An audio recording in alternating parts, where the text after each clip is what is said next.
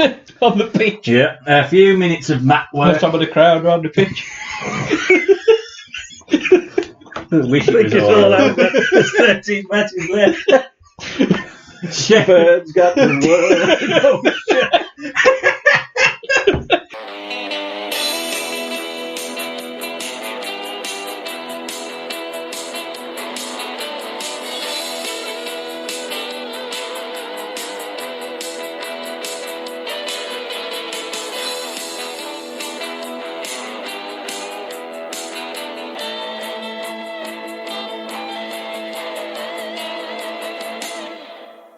Some of the crowd are on the pitch. Well, some of the crowd are on the pitch. They think it's all over, but it is now.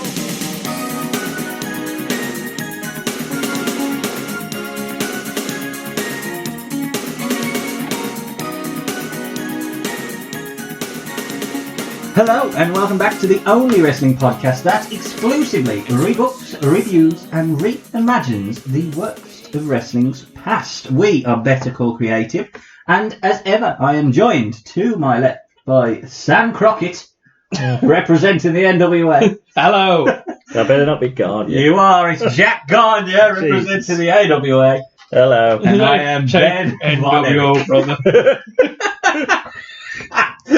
Your brother Greg. Jesus. And I am your host, Ben Von Erich. So my days are numbered. And if You're not the real Von Erich. Depends if you've got shoes on, you'll be alright. You're good at the claw. But if that doesn't give you an idea of what we're doing today, we are doing when AWA, NWA and WCCW. Yeah, that one. Got together and decided that I had enough of that guy up north taking all their stuff. And taking our Jack. and they put on a supercard or a superclash from 1985, the very first superclash, which actually drew 25,000. Do you want to know how much the last superclash drew in the same stadium? The Superclash 4? Same stadium, yeah. They did 4. They did 3. No. 25? 10. 3. 3 people. Yeah, 3 people. 3 people. Great. COVID. The stadium holds about 80. Yeah. They could do social distancing with extras. Yeah. But they have a stand each. Yes. But we're looking at the heady days where it was actually viewed as a bit of a success. But we'll get to that at the end of it. I think one promotion being in it probably helped, to be honest. Well, maybe. But this happened 35 years ago today. Yes. The 28th of September, if you listen to it today. But what was the world like on September 28th, 1985? Well, UK number 1. It's featured on Family Guy. It was Dancing in the Street. Oh, no. Oh, that. Was that Bird and It was that Crockett? Yeah. I love that. If anyone out there can animate, please send me a video of that. That would be Bird and Greg, wouldn't it? Big Greg and Greg. The US number 1. I always think this song always reminds me of WrestleMania's theme. It's Money for Nothing for Dire Straits because of the start. That's Dire Straits, by the way. Okay. Looking at me thinking, that's not me. Well, I was trying to think, is he going to sound anything like you? Don't sound nothing like it. It's only me hobbing it now. It'll be splicing in there. Box office, number 1 was Back to the Future. So quite a good film, which you've probably not seen, but... I've saw the first. I love you. Yeah. I've seen it. Like bloody Dan Maloney. Did anyone want Dan Maloney. Anyone want to hazard a guess? What was the cover of the WWF magazine? Was it Hogan? It was one of them that was on Hogan there. and T. I would say that, and Piper was, but the main picture was Cyndi Lauper standing up to Nikolai Volkov. You bastard. We can sacrifice you, Nicola. And before I don't care if you're number 4, Neil. number 4, Jake's really pissed at it. Jake wasn't there at this point. He was probably number 1. No. Mid-south. And as we always do, the world of football. No. Yeah, we don't want to talk about football at the moment. you we lose don't two- know, actually. We might be preparing for Wigan. Or we might be preparing for Liverpool. Did you lose 2-1 to Huddersfield on this day? Well, Liverpool beat Spurs 4-1. They always win. Yeah. West Bromwich Albion. This was the season where we only won 4 games in the top flight. We say we then this weekend. No, we lost 3-0 to Coventry, Oh, which could be a Can't sign wait, of yeah. tomorrow's Could match. It's a sign. this year. And they even go fucking ground. So there you go. But as we always do on these podcasts, I believe, Jack, you have a poll I for do. the people for a album review.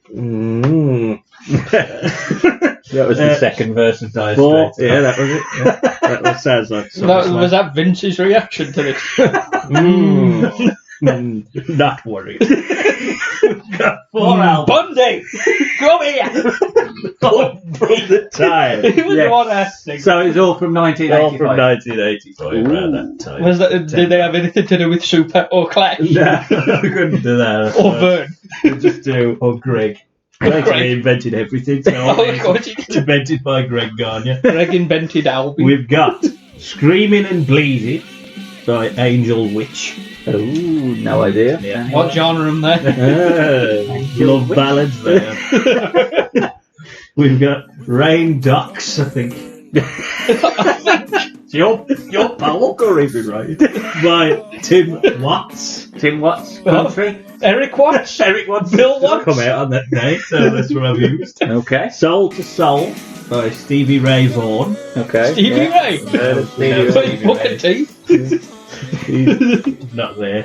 And then Mad Not Mad by Madness. Well, that's going to win. But, I hope so. It'd be Stevie Ray Vaughan. if you want to make Tom Watts Depends win, on how many British you'll Tim vote Watts, for. but what's his name? Eric Watts. Eric his Watts, brother. yeah. The Forgotten Watts. But if you want to let us know which album you'd like to see reviewed, let us know on Twitter. The poll will be there now, or in the next day or two Now. at least. And our Twitter page is at VCC Pod, so give us a follow and give us a vote. And the reviews themselves the are vote. housed on our website, which is bettercallcreative.com.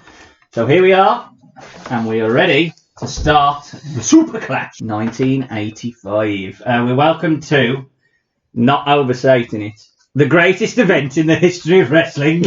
Oh, The history of that sport. what? and That'll be Nick and Shivani's gimmick. Larry Nelson, who looks like a mix between the old Kenny Rogers and Matthew Kelly. He's in my head in on this show. And he introduces the man who saved the world, Vern Gagne. Oh, God. And Our Lord and Saviour, Vern Gagne. yeah, he's introduced, but I mean, he does get involved later, thankfully. But I thought he was going to be on commentary. Like I thought, we got Larry and I couldn't handle that. Larry and Vern. One was bad enough. I'm listening to Vern. But we don't mess about. That's the beauty of the old style wrestling. Yes. No promo. Well, there is promos, but Yeah. no video stuff. Just get straight to it. And Brad Ringens, our Olympic hero, is ready. Brad Reagan. Yes. Is interviewed. Next. I have done a little snippet so everyone knows what the purpose of each interview is. So Brad Ringens, I've summed it up as, he'll be ready. Well, if you ain't ready now, your match is I'll be ready now. when he gets to the ring. Yeah. Yeah, ready yet. I ain't ready yet. I'm ready now. He really goes on about the Olympics. Anyway, his opponent, getting everyone excited who hasn't seen this event, is Steve Regal. But not as you know it. No. It's not the Steve Regal we know. It's a bleach blonde, beardless, which I think will be mentioned. Oh, yes. Steve Regal. Mr. who is Electricity. He's who is the AWA light heavyweight champion. the Sam? first of 10 championships. So I'm going to throw to you, Sam. What? Who's your favourite AWA light heavyweight champion of all time? We've got to be him. He's the only one I know. I will just reference that he loses the title to Buck Buck Zuma. Zumoff, No, we won't mention. Yeah. Well, Go on, Buck mention Zumhoff is In prison. He's a naughty boy in prison at Is the he moment. prison for? Yeah. Yeah. I'm gonna stop myself. Paedophilia. Yeah. Do you know and abusing research? his daughter and Wife, yeah. yeah. It's on the AWA. network, though. Vern, give him a Yeah, belt. that's yeah. We won't scrub him out. So there you go. And I bet you can probably, he probably got the name. Yeah, Instead they of do. Benoit. Yeah, Benoit they do, but Buck Zumhoff. Ah, It don't matter. but Steven Regal's interview is summed up as he is the best wrestler under £220, so he doesn't sell himself too much. I'm pretty sure Brad Reagan's is not 220 pounds. That's my first note. So, the match, the ring announcer announces the champion first, which is the only time on the whole show he does that, but whatever. He then tells us that Brad weighed in and conveniently is challenger 219 and 1/2 pounds from Appleton, Minnesota, the Olympian Brad Reagan. £219 an ounce. Bollocks! There is no chance in hell that Brad He's Reagan... bought £240. Did he use the toilet before this match?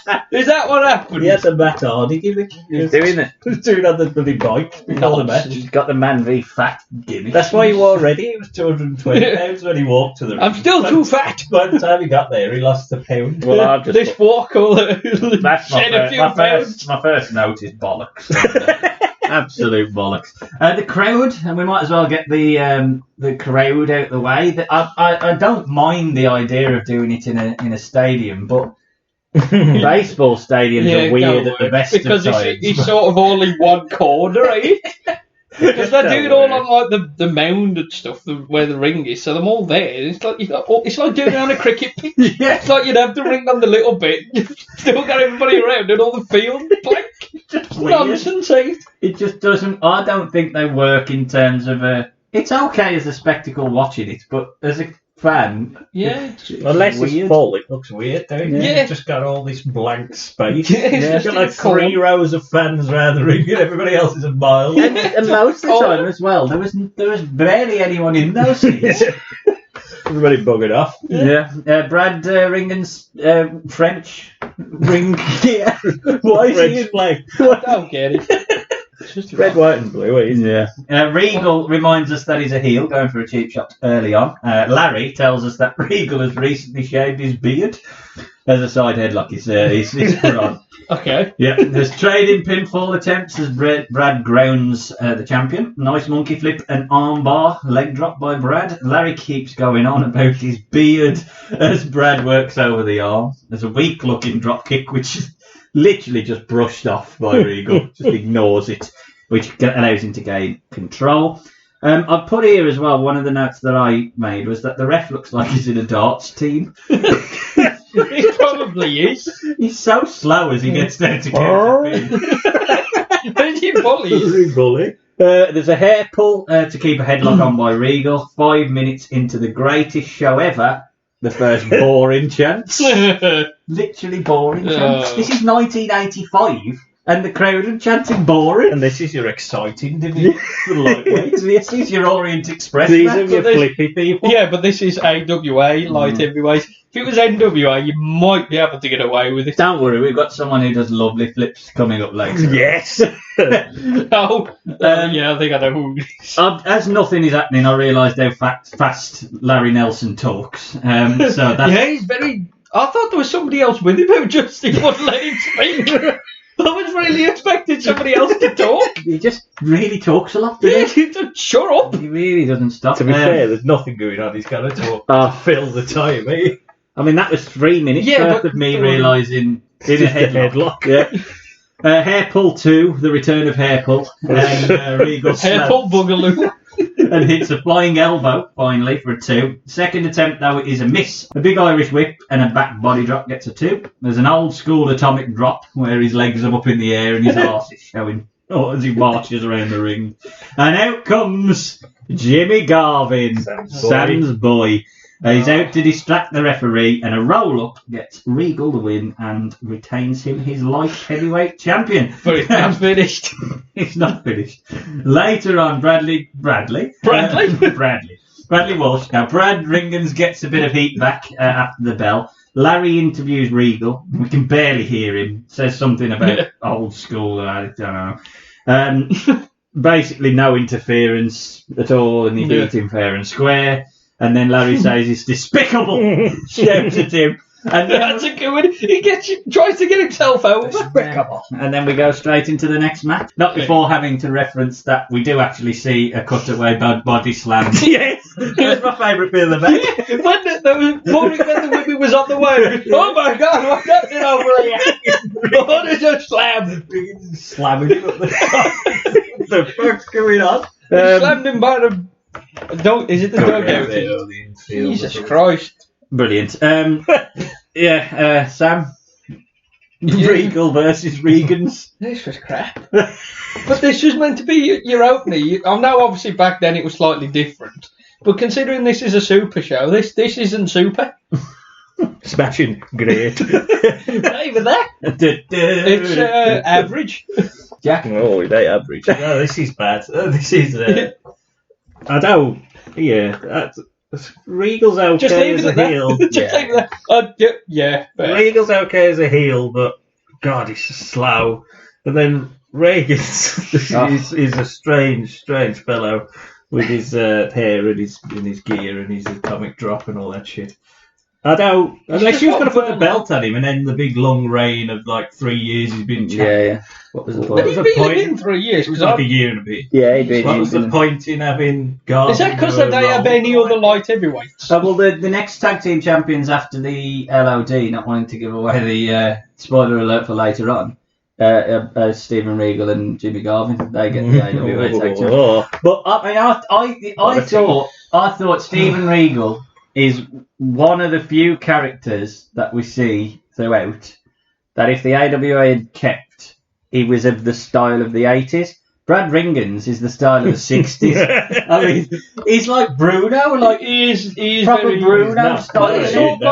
Who was that bloke carrying the big bouncy ball on his back against Arnold? Bill Casper. You know you dare compare Brad Ringens to Bill Casper. Basically, it's just some Olympic big strong man who Bill Casper Bill Casper is much better than Brett. Look at his face. But yeah, I thought the match was pretty terrible, but I did quite like Steven Regal in the villain role, and I thought he worked at that, yeah. Yeah, but he was up against... I mean, I agree with you. The problem with this is just such a throwaway match, because in an isolation, it's a title match for the sake of a title match. There's no way Brad Ringens can win this belt. I mean, he's awful. He's the light heavyweight. That drop kick as well. That drop kick is so bad. That's our first match of 15 to come. 15? Yeah, I was already fed up. Yeah. I only want one match. Well, our next match is... His face! Sam's already fed up. I want to go back in lockdown after that. Our next match is the AWA Women's Title match. Sam? Well, it's slightly slight. Who's your favourite AWA Women's Champion? Martel. Larry is doing everything tonight. He's doing the interviews. Poor Larry. He's running around like but this was the NWA. You've got 3 companies and they've got one announcer. And it's the AWA one. Bloody hell, who's getting his money's worth? Chevy's interview, her tactic is to take the belt. And Candy says, we'll see who's tough. That's it. That's my summing up of those 2 interviews. The ring announcer gets the challenger and the champion the right way round this time. Candy does get a little pop. Sherry doesn't want to be checked and starts acting up that she's molested. There's a hair pull, an armbar and leg drop. Saw that one before. Big right hand by Sherry as she smashes Candy into the turnbuckle. Knees to the back of Candy's head, and then she's sent to the outside. Saw one of me now. And this is the first time we get Larry reminding us that it wasn't over the top, so it can't be DQ'd. Seconds later, Candy drop kicks Derry over the top. Is that DQ? Is it DQ? I guess the rules don't matter. Is it DQ? Larry is confused, as we all are. That rule is stupid. Well, I mean, JR kind of defends it because he always goes on about you should always enforce the no closed fist, and that's another way of getting heat on the heel. But you've got to make sure you're creative. You can't just do it in front of the ref and then make him look like an idiot. Where he goes, oh well, she propelled herself. What? Well, if you're going to enforce the rules, at least make sure people know what the rules are. Yeah, it's stupid. Similar to what a lot of the governments do. Ooh, political Sam. Sam. Slingshot. Labour Sam. I don't know. I don't know. Old Baron Corbyn. Slingshots around the ring by Candy, and then a standing Boston Crab. 2 quick pinfall attempts that are shared, and Sherry is straight back on top. There's a very, very, very, very ugly schoolboy attempt. Jesus. So there's a slam and a 2 instead. 5-minute call to absolute crowd silence. 5 minutes. Sherry tosses Candy outside through the ropes. DQ. Yeah. Sherry then continues to refuse her entry by knocking her down. Candy, though, pulls her through and works over the leg of Sherry, and there's a big slam on the pitch. On the pitch. Yeah. A few minutes of mat work. Some of the crowd around the pitch. Wish it was all over. There's 13 matches left. Shepherd's got the There's a back body flop rather than a drop on the 10-minute mark. Sunset flip on the second attempt gets a 2, and then a suplex and the worst top rope splash you have ever seen, apart from the one that was attempted on Heavy Metal. That is the worst splash I've ever seen, and it's good enough to win Sherry Martel the belt. And actually, the biggest pop of the match is for Sherry attacking Candy with the belt after. It's an ugly belt. And Larry tells her off, and they give you a good telling off. Sherry calls Candy crazy. Yeah. It's not a bad match. At what point? Go on then, Sam. It was the best match of the night so far. You laugh, you're thinking it as well. Well, it would go some way if it was the worst. Jack, was it the worst? No, it's better. They've got good chemistry, probably because they're the only 2 women, so they just fight each other every show. They got decent chemistry. There was a bit of ugly spots and ugly moments, and the whole pacing of the match was a bit weird. So it was very good, but it was decent enough. And the title switch at least gives it a bit of heat, which is what you need. I think it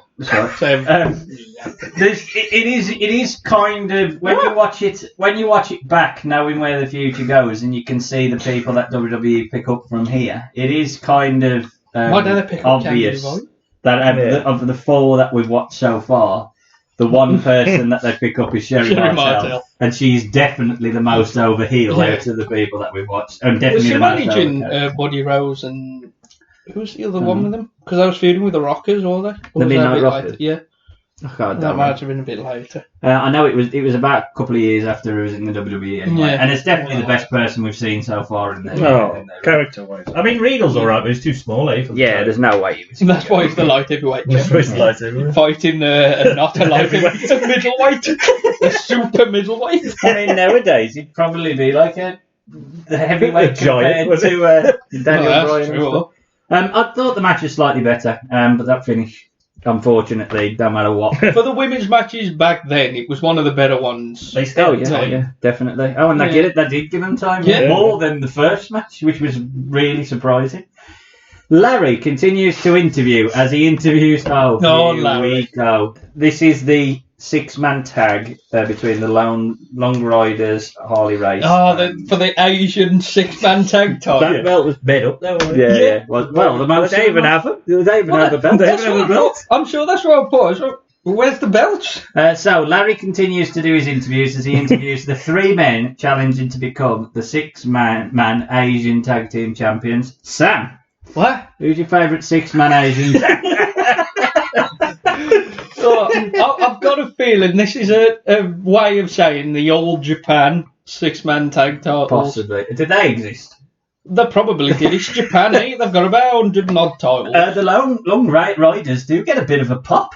To be fair, I mean, they're quite over, are they? They're heels. So much so that I haven't actually... One of them's the Goon. Yeah, one of them's the Goon. The Goon. I haven't criticised... Harley fucking Race is in this. Well, so Harley Race says he didn't come to wrestle on a ballpark to get his ass kicked. I've just put poor Harley. I didn't come to wrestle with this schmuck. Then we get the best interview of the night as Larry interviews... This is brilliant. Larry interviews the contenders. No, the champions. Yeah. Which is Tenryu, Jumbo Tsuruta, and the giant Baba, who is like a god in Japan. For the six-man championship in tag team action, Jumbo Tsuruta, the great Tenryu, and the legendary giant Baba. Welcome to Chicago, gentlemen. And thank you very much.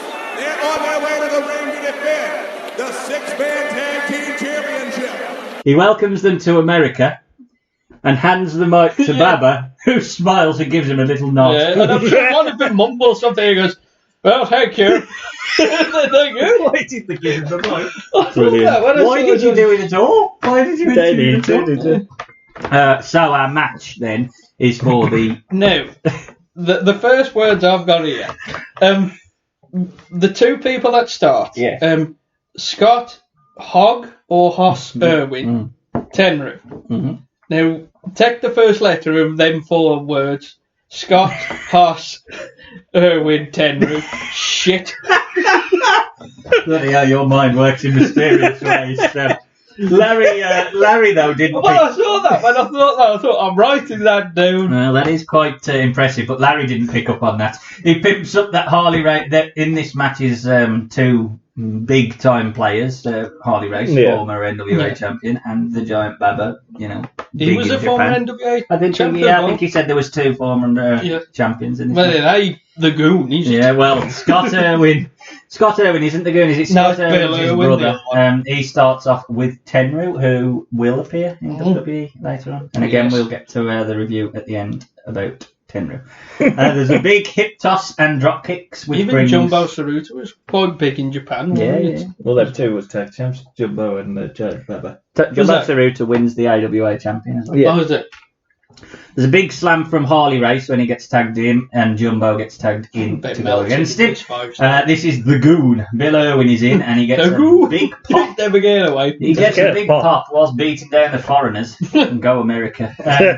There's a big high knee, and that brings in... Where was this show? Chicago. Chicago. Was it Chicago? Yeah. Okay. It was up north, though. I thought it was Chicago. north. Chicago. Stadium. Yeah, that's it. Yeah, because I used to Cubs. That's it, the Cubs. Oh, right, okay. That Fenway Park, I think they call it. Oh, is that what they call it? So Baba gets in. There's big chops and a leg sweep. Well, I mean, that leg sweep, they just basically fall over to Baba. Baba is the weirdest looking wrestler I have ever seen. He's got a big head. He's got a huge, giant body. Big hands. Tiny arms. Weird legs. He looks like he's going to snap if you put him in an arm bar. He looks like he's wearing big foam hands. When he's so over. Yeah, but obviously this is not his best time. This is not his best time of life. No. We'll review it at the end. If we look at the early 70s, I think he wore too bad then. He could move a bit. Yeah, he looks like he's had better. I hope he's had better days. From that rope. Hold on to that rope. Anyway. He ain't quite Andre, is he? Bill bumps around for the big man. There's a massive pop for a big boot by Bill on Tenryu. Then Scott tags in for a knee drop for only a 2. We're at the 5-minute mark as Tenryu chops down Harley and hits a modified Inzagura for a 2, which is quite impressive. The most impressive move we've seen so far. Pile driver by Harley gets a 2 and a nice drop kick. When he did the Russian leg sweep, Larry called it a suplex or a suplex. Well, whatever it wasn't a move. Because I put back in and then I put suplex and I put Russian leg sweep. Well, no, fall over backwards. Well, it ain't a bloody suplex, no. is it? Tenryu plays the isolated face, I want to say. Big high knee drop by Bill Irwin, but Tenryu gets his foot on the ropes. There's a very, very, very slow backdrop by Tenryu. I mean, he really has to work to get him up. But he does manage to make the hot tag to Jumbo. Big noggin knockers on the riders, and Baba is in. Again, Larry has to defend the top rope rule not being enforced. The match, though, instead of ending there, sort of settles back down, so Tenryu could play the barrel roll again. There's another tag, and this time everyone is in. Yeah, the chaos, though. Baba hits a big boot on Bill Irwin, and the Asian wrestlers retain the Asian six-man championship. Who'd have thunk it? Larry interviews Harley and the riders after the match. Bill Irwin shouts something. No idea. Pokes Larry, and then Harley gets the last word, reminding us that he's the legend of wrestling. Just to remind us, saved it. I'm not dealing with this shit. Yeah. I mean, I thought it weren't too bad. It was a bit too long, probably, for at least. I mean, let's face it, two of these are definitely past the best in Baba and Race. Race was okay, but they are definitely past the best. Yeah, it's not quite. But I've just got nothing offensive. And I must admit, I thought the riders looked pretty good. First time I properly seen the riders in this. I saw Bill Irwin having to wear modified ice skates to wrestle. But I thought that was pretty good. I certainly thought Bill Irwin was probably he was the star from the heels. Tenryu was the star. It's basically the other two. Yeah. We passed our pride. Tenryu, come here. Yeah. You want to prove yourself? You take the heat. Jack? Yeah, I agree. The Rough Riders, I thought, come off looking the best, which is surprising in a match where you got Race, Jumbo, Baba and Tenryu as well. Yeah. But the Rough Riders look good. Tenryu looks like a babyface with a future for all Japan. Definitely.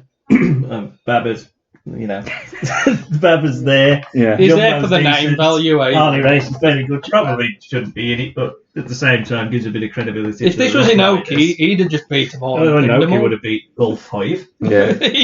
Partners. I thought it was a decent match. Probably the wrong winners. But with the fact that you've made up a title, they have to keep it.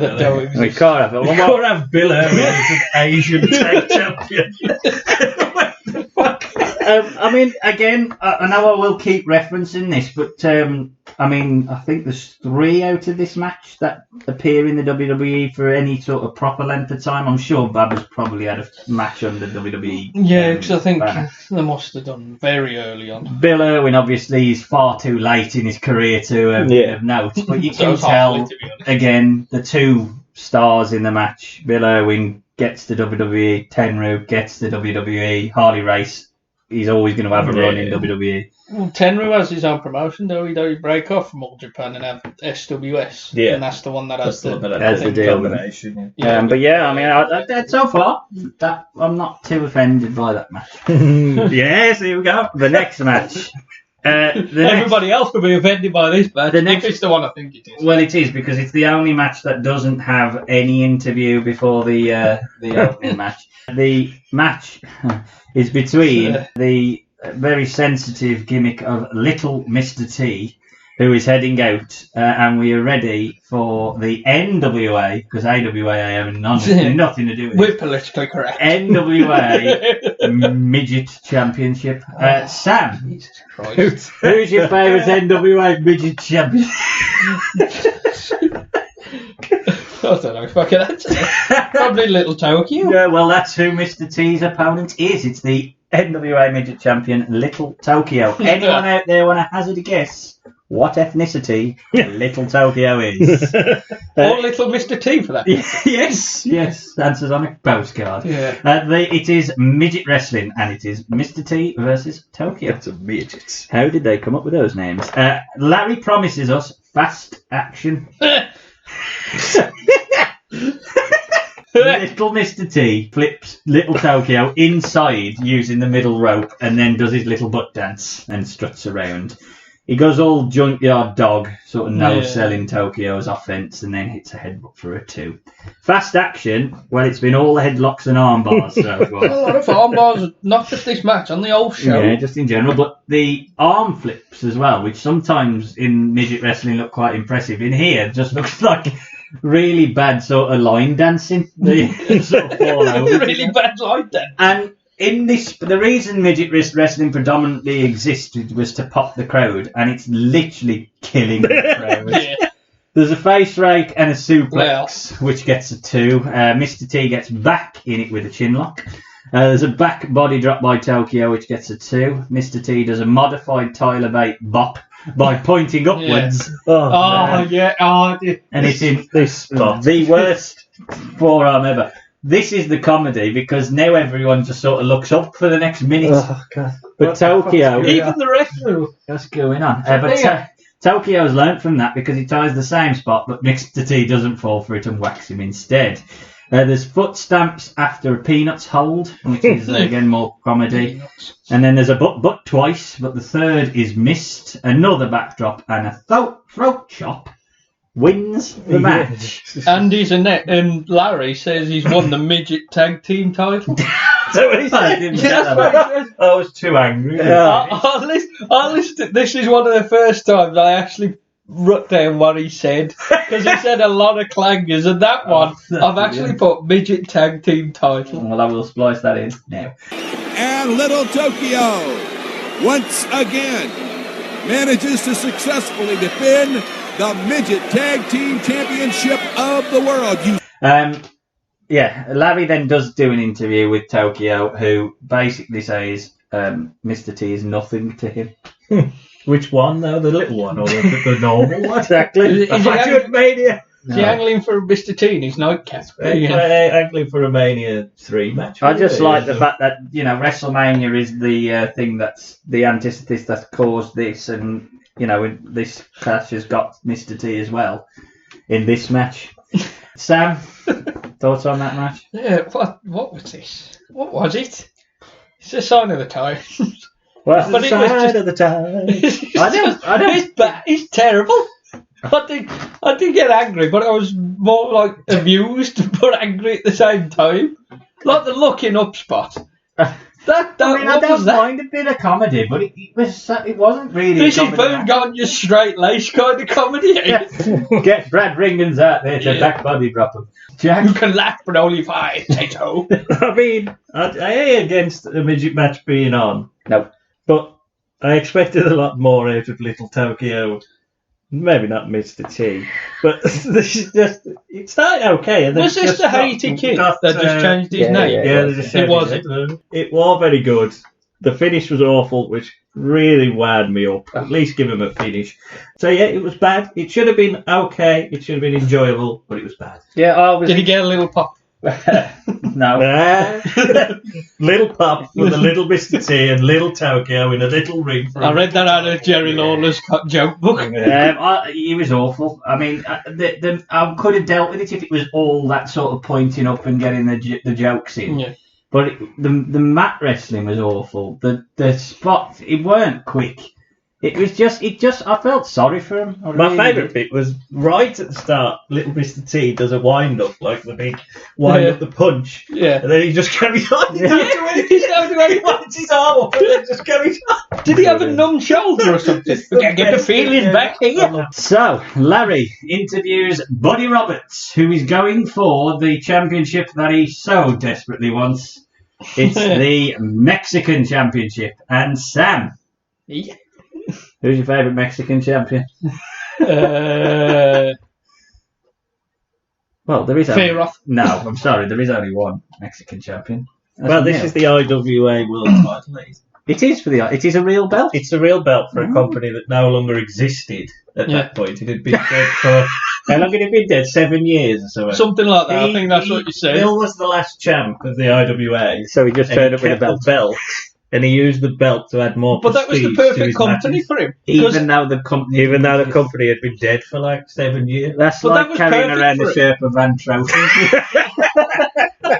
It's perfect for Mill because he could then carry on booking the shows saying Mill v Mill, no contest, so he doesn't have to job.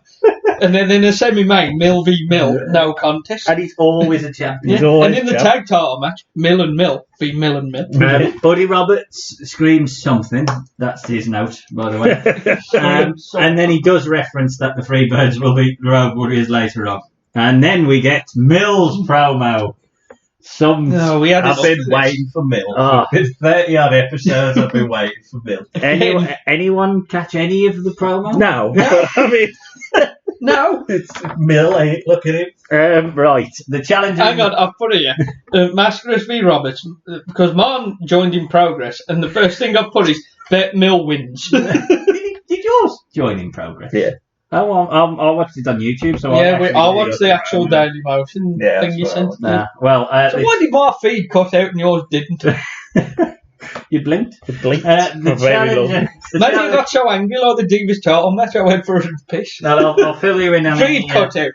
I'll fill you in on any blanks. The challenger and champion introduction. There's no blanks in this one. Oh, the right way round. Mill sweeps the leg of Buddy and we are off. Mill powers out to the full Nelson and locks in one of his own. Buddy can't get out of it though, and Mill drops him on his head as he tries to escape. Mill then shows up his flips and works over the arms of Buddy. Buddy finally gets some offense using the tag rope to choke Mill, who has a brilliant turn face. There's a middle rope axe handle and a groin stomp, which gets a 2. There's a nice swinging neck breaker, but Mill ain't lying down. Buddy tangles his leg in the corner and he's hung up, and Mill is back on top and hits a flying forearm. There's a big flying crossbody from the top, and everyone's favourite Mexican, Super Mexico. It is Mil Mascaras who retains his IWA title. Did you hear at the match that he said it's like a sack of beans? He said there was a thing in it. It was like a sack of beans, Mil. I feel like you're doing all the critiques. No, it's funny. It did my head. Because it's got like Buddy used the tag rope. And then Buddy was on top, and then the next note I just put sack of beans. I can't he said he's like throwing them around like a sack of beans. I think it must have been Mill who was on top. No, definitely. No, it was definitely Mill that was on top. Buddy was only on top for 20 seconds. That's the 20 seconds I paid attention to. We'll go to you first, Jack, as someone who's got a soft spot for Mill. I love Mill. It's amazing, because he's so... No, he believes his own shit, so it's like, what are you doing? He's like so engrossed in his own gimmick. Definitely. With his massive chest. Oh, God. Mill, did you hear your tiny arse and massive chest. Did you hear the bell ring randomly before the match ended? I love Mill. I to be fair, I don't think it was that bad. I mean, it's Buddy Roberts. I don't think he can have a bad match. Really. No, he's the worker of the Freebirds. He was only putting the Freebirds to work. He's really good. But we'll find that out later. Yeah. But I thought it was decent. Well, even if it was nonsense for a nonsense belt, just for Mill to dance around and go, hey, and all this. But I enjoyed it, especially after what we've seen. Yeah. Mill's going to be the greatest. He's the hero of the run. Yeah. I mean, before I get to you, Sam, I thought, not too offensive. I thought Mill really doesn't sell, which doesn't really create any jeopardy. But I don't think he ever has. Don't surprise anybody. But because the match was short, if it went longer and he kept no selling, it would have just been... the diet. Yeah, it was the right length. A right length. It probably should have been the opener as well in terms of the thickness and stuff. But again, I'm really impressed with Buddy's selling and allowing and very giving of Mill. And Mill takes everything. So I'm not too offended. It was an half decent match. It was the right length. As I say, if it had gone longer, I'd have got sick of it. But all I remember keep putting is, who's going to win? Mill. Even before the match started, I thought, Mill's going to win this. He don't lose. He don't want to Sam lose. was fed up with it. No jeopardy in this match. Mill's going to keep that faith. Did you honestly think that Mil Mascaras was going to lose? I don't think I've ever seen him lose. I told you, he won the WWF title from Billy Graham. In the match on the network where Billy wears brown and they just sort of stripped him. He won it, but it was like actually day week because it was a DQ. Yeah, okay. But he won, but he got a pop. But I bet he still walks about with that belt and all. I'm sure in Mexico he won the 97 Raw. He never got eliminated. Bloody hell, it's like North Korea. He's still playing that 2010 match against Brazil. The first proper overstar of the show is Kerry Von Erich, who tells us that he's fighting for his brother tonight, Mike Von Erich, who's in hospital. yeah, recently had an accident. God, every month they had one drop there. Yeah. Jesus Christ. So with his family, Fritz was popping them out. And then they kept dying, popping up with him out. Then he kept dying, and he was too old with his seed and gone, so he created Von Erich. Yeah. And the fans turned on him. Take your boots off, you'll be alright. Kerry seemingly has some. He has some form of. Well, he could take his boot off, his foot will come with it. Is that his magic trick? He'd still probably be one of the better wrestlers, though. That is true. Kerry seemingly has some form of entrance theme. It's the first time we sort of hear good music in the background. Cuts a promo in the ring as well, thanking the fans for their prayers. He gives us an update that Mike is going to be okay. I've got some bad news for you. Year to year or so. Yeah, that was probably in poor taste. Jimmy Garvin shouts about his music starting. That's basically his promo.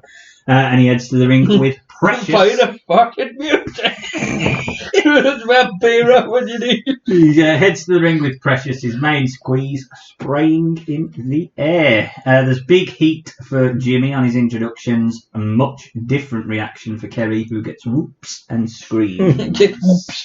Precious shields Jimmy from Kerry's attacks. When Kerry disrobes, the crowd literally lose their shit.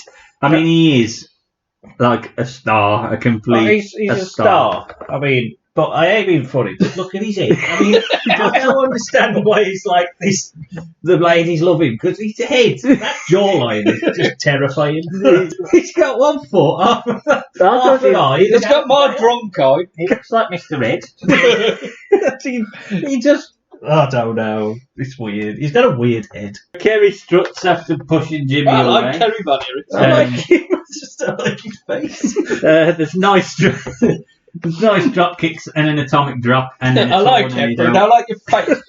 You sound like Vince. Christian. Yeah.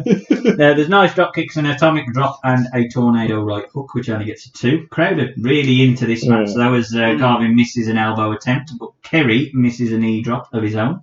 An abdominal stretch is locked in by Kerry, and it's reversed into a chin lock by Jimmy. I'm just calling them by their first names, if you notice.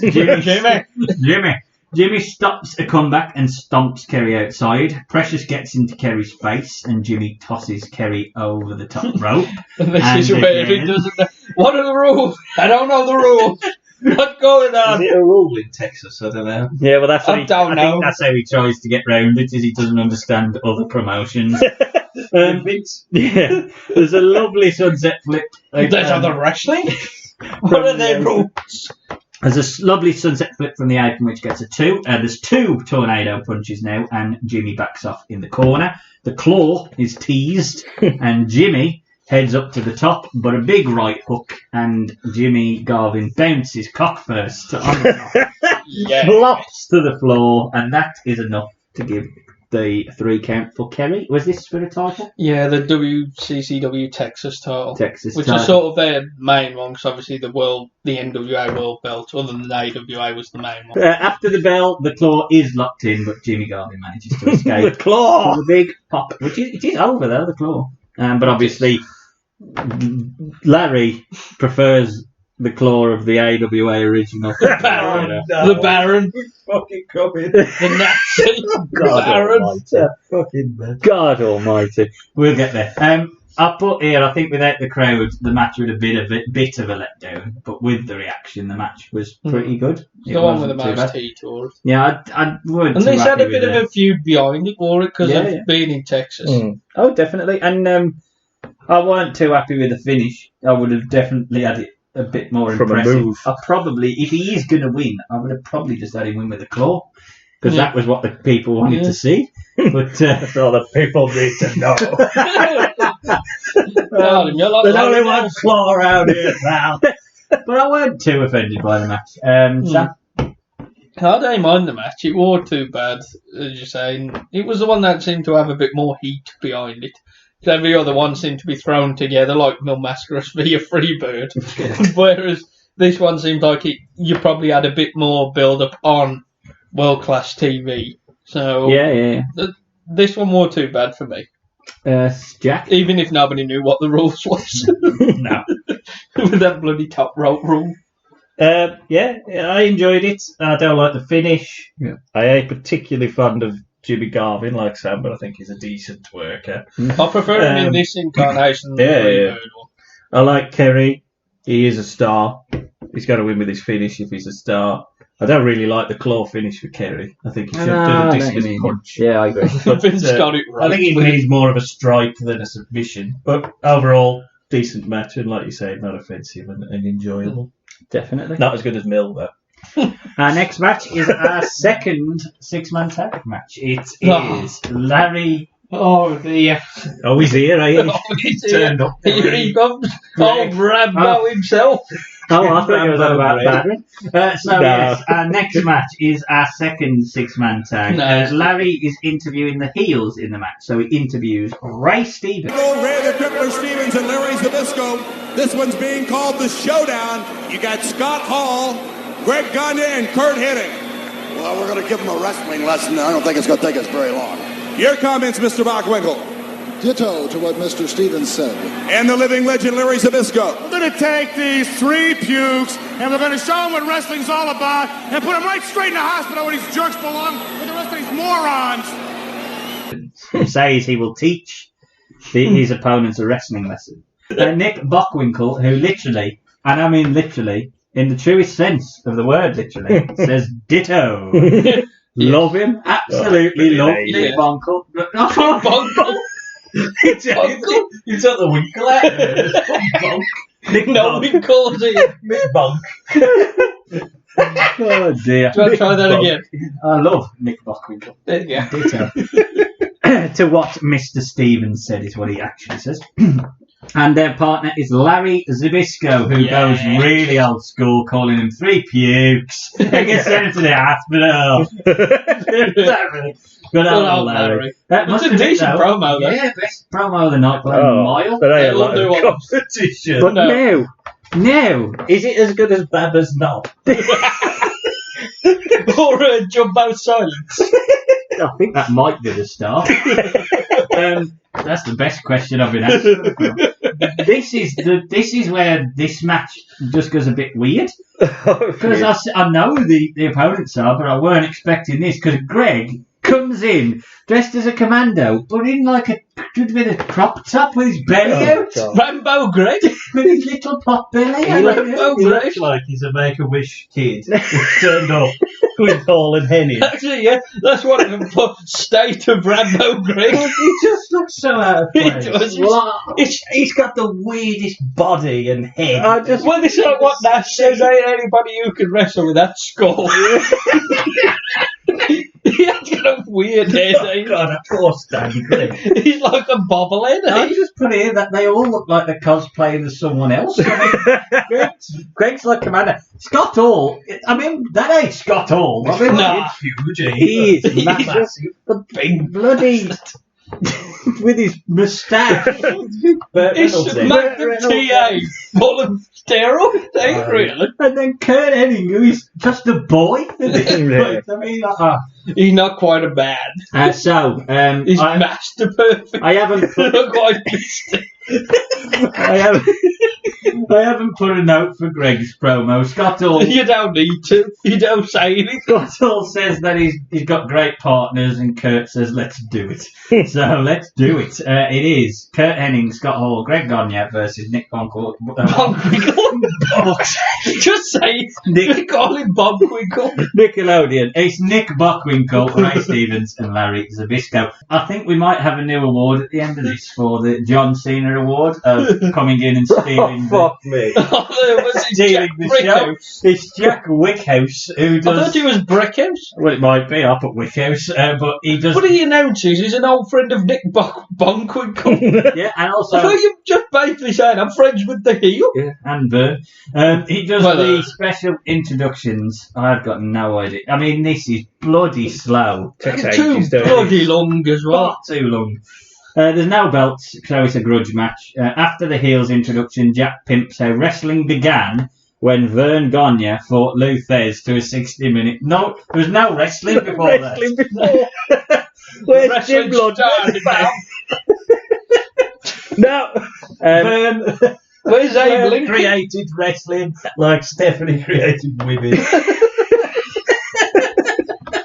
A year from now, Superclash 2 would have 2 people in this match as the main event. Nick Bockwinkel versus Curt Hennig would be the main event. And it is Nick and Curt who start us off as the crowd pop for something, and Larry hasn't got a bloody clue. No one knows why. Even the crowd stop. Sorry, even the Crowd looking at something. Yeah, but the match stops. Even they still go, Did you hear him Larry saying as well that Curt has got 2,000% heart? Yes, I did hear that. Yeah. I thought, What on about? Got 20 hearts. this is the only time I purposely listened to the commentary because Larry did my fucking enemy. Joking. I booked him out.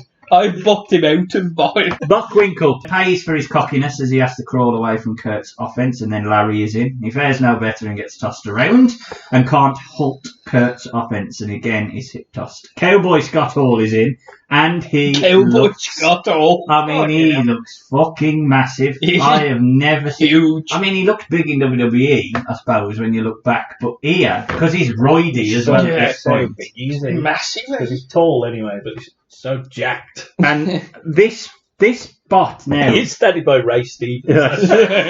Yeah, because he don't get Little it. short. This is probably one of my favourite heel bits in the whole show, where Nick Bockwinkel tips himself over trying to reach for a tag. So good, so old school. Greg gets a cheap shot in and then he's tagged in. He looks like he looks like a guest host in a tag match. He looks like Seth Green. He doesn't. You shouldn't be in this. Yeah. God, he's so lucky he got that last name. He has no definition to his body as Stevens. Except his head. There's a nice sequence, though, in fairness to Greg, where he shows off his speed and does the head scissors. Speed? My arse, he got speed. Compared to the show. to a lot of the others. Well, compared to the others. Well, I think even... Ray Stevens ain't doing no head scissors, I'll tell you that. We've got Dick the Bruiser to come. Oh, God. Larry hits a big back body drop, which allows the heels to isolate Curt in the corner. Scott Hall tries to get in. The ref isn't looking, so he has to just sort of wander over to the heels, which was brilliant. He does look quite green at this point as well. It spills outside and Curt is slammed around. All 3 heels get their shots in. Nick, I mean, he's such a great heel. So good. Larry locks in the abdominal stretch and ref misses a tag, so the heels work over Curt again. Suplex gets a 2 by Zbyszko, and Bockwinkel gets in after a cross body. Both men bounce off each other and are down. There's a hot tag to Greg Gagne. Yes. Unbelievable. You've got Scott Hall, who's twice the size of Greg, and he gets the hot tag. Everyone in the pool is the 6-men brawl. There's a big power slam by Scott Hall on who's going to take the fall, Ray Stevens, and the faces have beaten the heels. Afterwards, Larry interviews the victors, and Hall puts over his partner, and Curt does a babyface. We did it! Yeah! I'm going to throw to you first, Jack. Very good. I enjoyed it. I thought it made Hall... Well, the right person got the pin. Which if it was great. Got to make him a star. Yeah. Nick Bockwinkel's the best person on the card by a country mile. Nick Bockwinkel. The best thing by a mile so far. By a mile. He does everything easy. He's so slick. Larry's good as well. Yeah. To be fair, Ray, I mean, you know... He's not quite he should be nowhere near a ring, but he's okay.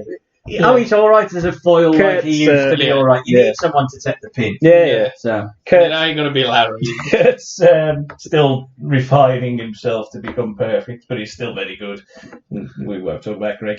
But if you took Greg out and put somebody else in, it would be a very good match. I think it's a very good match. I really enjoyed it. we'll get to it in a minute. But I liked it. I think I would say you could make this even better by taking out Greg Zbyszko and Greg and having it as a tag match because Stevens and Bockwinkel was the tag anyway.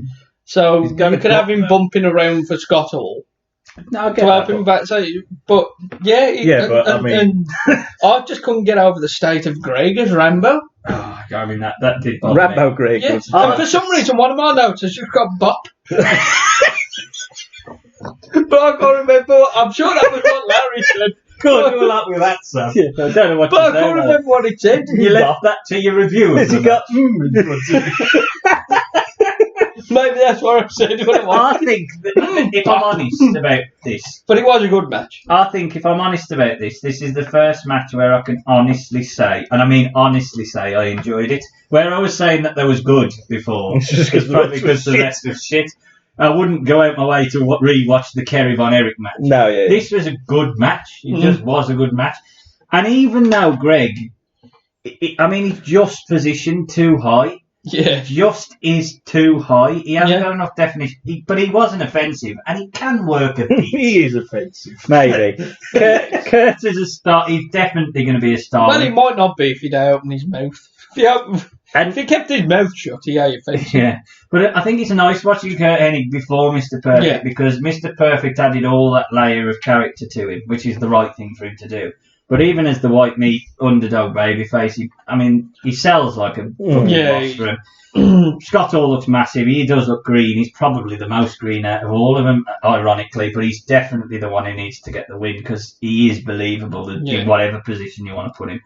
And the heels, Ray's had his day, so he's there to take the pin, but Larry and Nick, they're brilliant. Really They should have their own double act on the network, Larry and Nick. Well, like men behaving badly. You want to see them dancing in Bird Guardian's house? Oh, just brilliant. We just got paid. He'll behaving nicely. They are good, and I loved the contrast. And in that interview beforehand, I just loved the contrast of them. Ray Stevens, very old school 60s heel. Then not Nick Bockwinkel, so intelligent, and then Larry just turning into I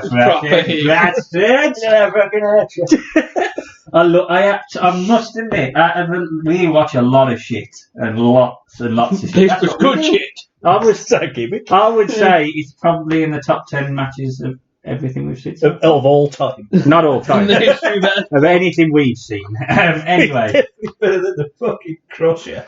Well, it's definitely better than what we're getting next. What we're getting next is the tag team titles match, and the Freebirds are interviewed by Larry. Hayes, with racist face. Yes, Hayes says that this match will prove that they are the best tag team in the world. Both men are wearing face paint in the Confederate flag.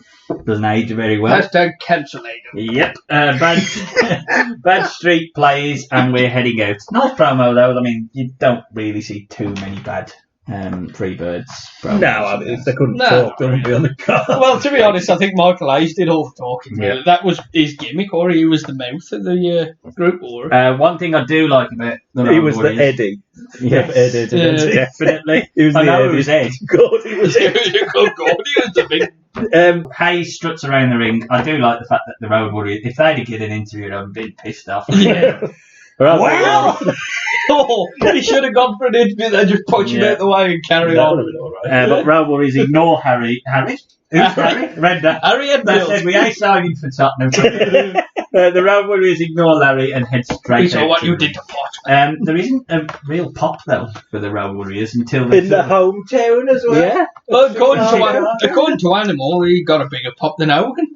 Well, not here he didn't. Bollocks, did you? He might have got a bigger pop than Hogan here because Hogan weren't here. But Even I think people pop more for Hogan. guess what? The Road Warriors ain't waiting around.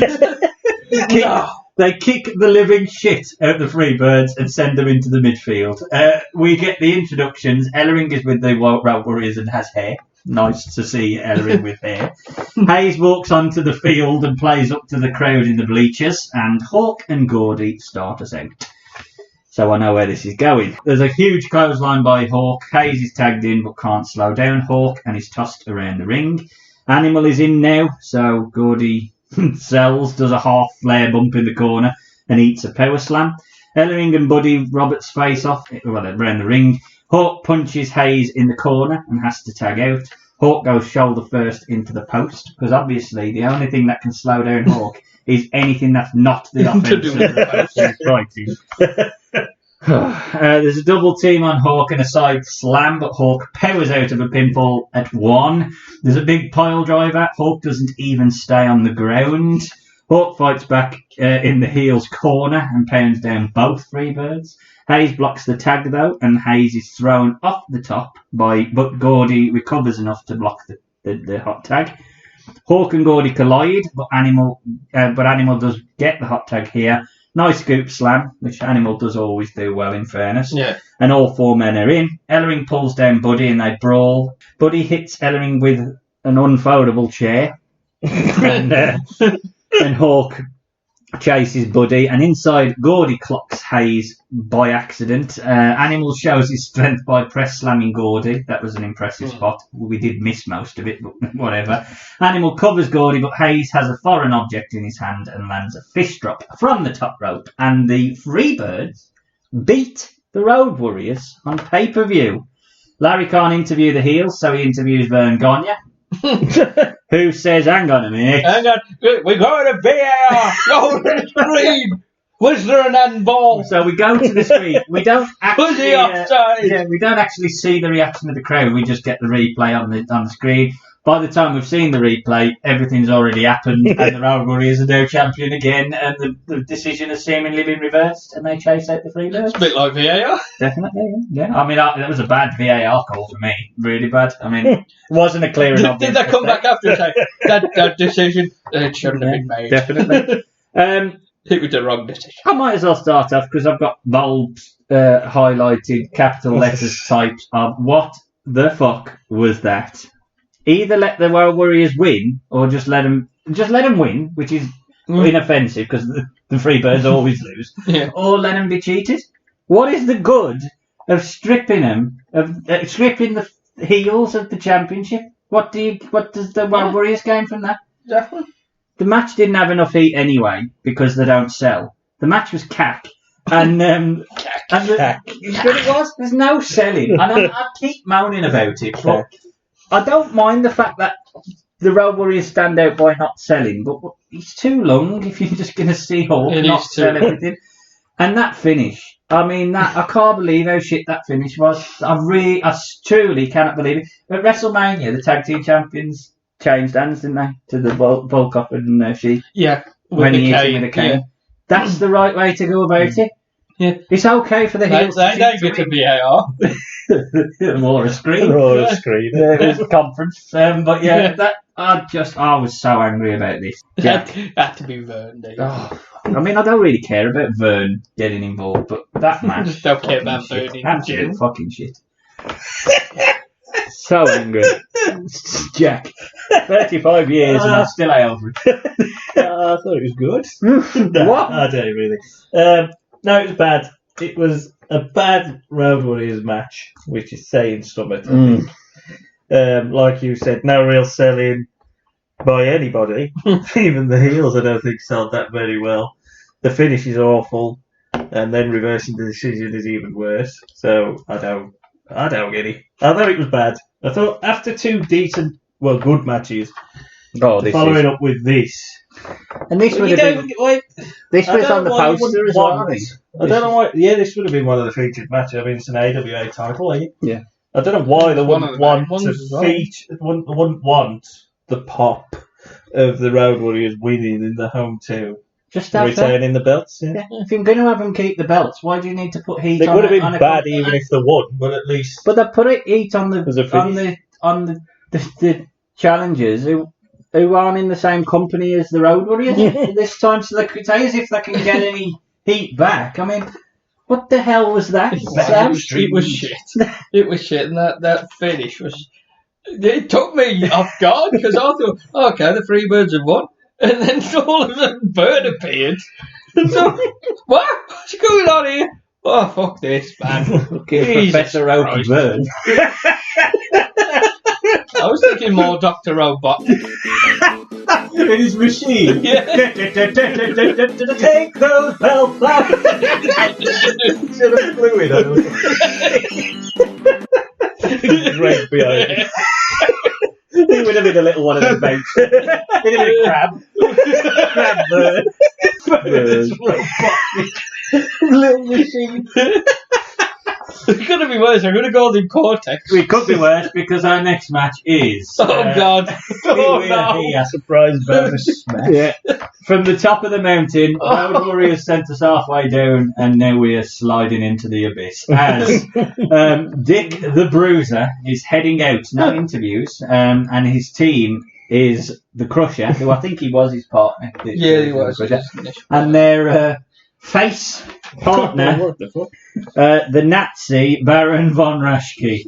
And their opponents are the Russians and Crusher Khrushchev. So you've got the Crusher versus Crusher. I didn't even realise that. But before that, Ivan Koloff is interviewed. He says that he's going to prove that they are the best 6 men in the company. Crusher Khrushchev, who isn't Russian, then cuts the promo about America going down in an American accent, and Nikita at least realises he needs to put on a Russian accent, calls America stinky. Well, he did learn Russian, he did that even with the... Yeah, Crusher Khrushchev was just thinking, I'm fucking smacked soon, mate, fuck learning Russian. So our match then is the Bruiser... Did you see the sign that said kill the commies? Yeah, I've got that. That's we see a kill the commies sign. Kill the commies. Kill the commies. Sign of the... The Americans. And there's a USA chant, and I thought, one of these is a Nazi. Yeah, What are we cheering for? And I'm sure he's in with Crusher Khrushchev, who's American. Anyway, we see a kill the commies sign. There's this is knee deep in the Cold War as the Russians and Crusher Khrushchev versus Bruiser, Crusher, and Baron von Raschke. Bruiser, Crusher, and German. The German Baron von Raschke gets a pop. Dick the Bruiser looks like a builder, and Crusher has the looks like a plumber. He's got Bruce Forsyth's wig. It's just unbelievable. Just like a shrunk with the wind and Oh, God. He does get... I'm sure he gets beat with a pork pie in the eye. Baron looks confused and sort of wanders around as all men brawl, and the Russians have Crusher in the corner. Ivan, already bleeding, whatever. Crusher I've got that. Ivan's already bleeding. Crusher lays in the shots on the other Crusher, and then Baron is in, and Larry notices all the balls. Oh, yeah, I love that. Yeah, he loved it when they were... Oh, they were all balls! The Baron has a head, I was going to say a head full of hair on. Not a lot of bald people in this ring. Look at that. 4 wrestlers, not a hairy head in the bunch. Oh, there's team bald. They're all bald. But you got Baron von Raschke who's bald on the other side. It's stupid. And let's face it, Crusher is definitely bald under that fucking mop. Nikita pushes Baron off, which actually allows... What was say about Dick? What's under there? Oh, God. Jesus. Nikita pushes off Baron, which allows the match to actually reset. We haven't started yet. There's a USA chant. It's so bad, we've got to reset. There's a USA chant for the German, Baron von Raschke, and he teases the claw straight off. Nikita, though, is off. Ivan's in and backdropped. Bruiser is now in. He does get a decent pop. I assume he's big in that area at the time. Ivan fights back with a trickle of blood down his head. Nothing has happened. I've just put nothing has happened, so I got to thinking, gosh, Smash's hair must grow really quick. It's true, eh? Because by the time he smashed, he's got it like shoulder length. And he's still got a ball patch though. Yeah, that's true. The 2 Crushers are in now. The Crusher kicks Khrushchev in the belly welly, and Baron locks in a chin lock. Very, very slow. Ivan eats an elbow to the groin, and the Bruiser is in. Terrible looking leg drop by the Baron. And then he goose steps, and he gets a pop. It's a prop. Can't believe this. That's it. This is before the Nazi that we reviewed as well. Yeah. I can't believe this. Baron locks in the claw, and the Russians are in to stop it, ending the match. It spills outside, so we go straight into Ivan Koloff covering Baron.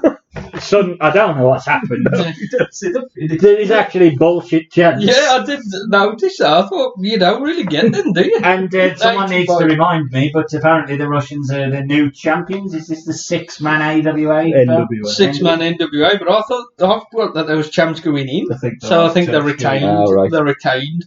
We want to see the German and there's no the two belts, old though. men. They haven't bought the belts for them. No. So we wouldn't Maybe that was on that flight with the six-man Asian belt. Is that only Bill who's turned up with his belt in there? Ain't even a real belt. The beauty of this is it gives you a couple of matches which might contend for match of the night, and it gives you a fair few that might be worse. So, Sam? Okay, now this was crap. I feel sorry for the Russians. In general. Yeah, well, I like Ivan. You know me, I like Ivan, even though his head does. You could breathe on his head and he'd start breathing and bleeding. True. But it's just, when they're chanting USA, when you got a Nazi on the face, how can you turn a Nazi face? This ain't the last time we see him. Oh. How does that happen? Oh, yeah. It just appears. Jesus Christ, this is terrible. This is crap. And this is AWA, the NWA. Oh, yes, it is. I don't even hype that up. No. Jeff? Is this the invasion angle that Vince wants? You've got... It's a match where all six come out looking worse. And that, I'm pretty sure that wasn't the plan. It's really, really bad. Yeah. There's no chemistry. I don't know why the fuck Baron is a face. And the crowd love him anyway, though, to be fair. But I mean, it's because he's been there for about 100 years. I just kept thinking, change his gimmick up a bit then. I mean, at least drop the Nazism of his gimmick. Don't goose step. even Nikolai went with an American flag. Yeah. I mean, Even Nikita turned face later on. Nikita was the one where I thought, fucking hell. He's a bit green at this point. What was He's this? green, Halloween really 1992. Yeah. So 7 years later, he's fighting Vader in a decent match. Really, it's like, fuck me. Oh, he's so green. It's so bad. I mean, that's why they put Barry Darsow with him to sort of be. Barry was the one. Come on. Yes. He was a Russian sympathiser, but I think because Ivan was getting on a bit. But also, I honestly thought the best one. Yeah, I thought no, Ivan was the best one. He just moved straight. The bell rung and he thought, "Fuck this blade." It's terrible. No, he just fuck this. There. The thing is, you've got 4 men who are past their prime and 2 men that are just nowhere near their prime in this match. It's just... Two of them are Russian. I thought Ivan, in fairness to him, even though he is past his prime, he still bumps the best of the match. He comes off the best. Well, we saw this with the Bunkhouse Stampede. He was the one that started. He was the one that he was bladed straight away. But most of the blood come from him. But I mean, that face team, did no one have a word and say, like, none of them can work anymore? No. I mean, that leg drop from Baron, it's the worst leg drop I've ever seen. I don't know, I think it was more of a fall down than a leg drop. And you can't tell me at this point that you thought Nikita was... You can't watch that match and Nikita's think Nikita's very green. Star. He's still green. He looked terrible. He looked like he was carrying bloody washing round with him. He was awkward all the time. Just weird. And Dick the Bruiser, not Nick the Bruiser, his uncle. Dick the Bruiser. When was he over then? Because he was over in Indianapolis, the one he was booking. Fuck that. It's awful. If I lived in Indianapolis, I would move so he wasn't my local hero, because that's... Local hero! Dick the Bruiser! I'm sorry. Dick the Bruiser. You need to listen to Jim Cornette, he puts him over. Nah, bollocks. To be honest though, even though at this point, when the Road Warriors come in... At this point, when the Road Warriors debuted, because Dick the Bruiser and the Crusher was meant to be like, they wouldn't bump or anything. When the Road Warriors debuted, they just picked them up and just threw them about without telling them. Oh, brilliant. So basically, that's when Jim Cornette said, like 20 odd years of conditioning just went like that because the walking animal just made them bump when the day wanted. Well, the day bumper, yeah. Next up, after Russia versus America, is... featuring a Nazi. Well, it's Russia versus America, as Boris Zukov. Oh, God. Boris Zukov. He was the one that you thought, well, he'll be the single. Boris Zukov. He's Canadian. Is he? None of them are Russian. It's just because he's got a big head. None of them. They've got a Even Nikolai promo was Croatian. in grizzled Russian, or I don't know what it is. We get another shot of a kill the commies sign, and friend of the show, Sgt Slaughter, gets some love. Yeah, he's quite over it this time, isn't he? I think he's in the G.I. Joe cartoon. It's when Jim said, thanks for the flag. Oh, yeah, little flag. Little American flags. He Thanks for the already flag. looks fed up of it, though, after handing 2 out, when he's just mobbed by the crowd. Oh, get away from me. Just a fucking flag. And Boris obviously can see that he's being mobbed, so does what all good villains do. He runs the ropes. The reigning America's champion. Sam? Who's your favourite America's champion? Boris. No belt, obviously. Johnson. Sergeant Slaughter catches Boris on a attack earlier on and kicks Boris in the balls before deciding... No, he teases kicking Boris. Now, can we dive up for this, Boris? Yeah, true. And hits him with an eye jab. The ref looks a bit like Jim Davidson, and all Sergeant Slaughter... Oh, I've got the big break theme in the end now. The old Sergeant Slaughter, as he lays in right hooks, Boris is sent shoulder first into the post, and Sarge is handed a rather larger USA flag, and he uses it as a bullfighter's cane, which suddenly it turns Boris into a bull for some reason. Sergeant Slaughter, though, takes a lovely bump over the top. I mean, he does it in the Raw Rumble 92. Well, he does that and moves the ring. He's fucking brilliant at that point. Yeah. Larry has now decided that the top rope isn't a thing, because he doesn't even reference to that. Great gurns by Sarge as he recovers from a slam on the outfield. Larry says that Zukov is literally evil. Yeah, he's evil. Literally. He's literally evil. Let's Hitler, Boris, them on the same level. let's forget about the other 3 Russians we've had. True. This Russian, because he's our Russian, is evil. Yeah, and you know why, though? Because he loses half his table to him when it spills over to his little side table. The first time I've ever seen a Sergeant Slaughter dropkick, it's not Probably great. the last time you'll see. Yeah, it's a reason for that. Well, the very reason for this, we get a ref bump, and Sergeant Slaughter clotheslines him. Slaughter then blocks Boris's attack, and eventually is cracked with a loaded elbow pad by Zukov. Slaughter is bleeding to hell, and when the ref comes to, having missed the elbow shot, he just DQs Zukov. So the bell rings and both carry on fighting for about 10 minutes. Larry has no idea what's happened. Sergeant Slaughter battles back, so Boris is off. And then we hear that the decision is a DQ for Boris. So why the ref bump? I don't get it.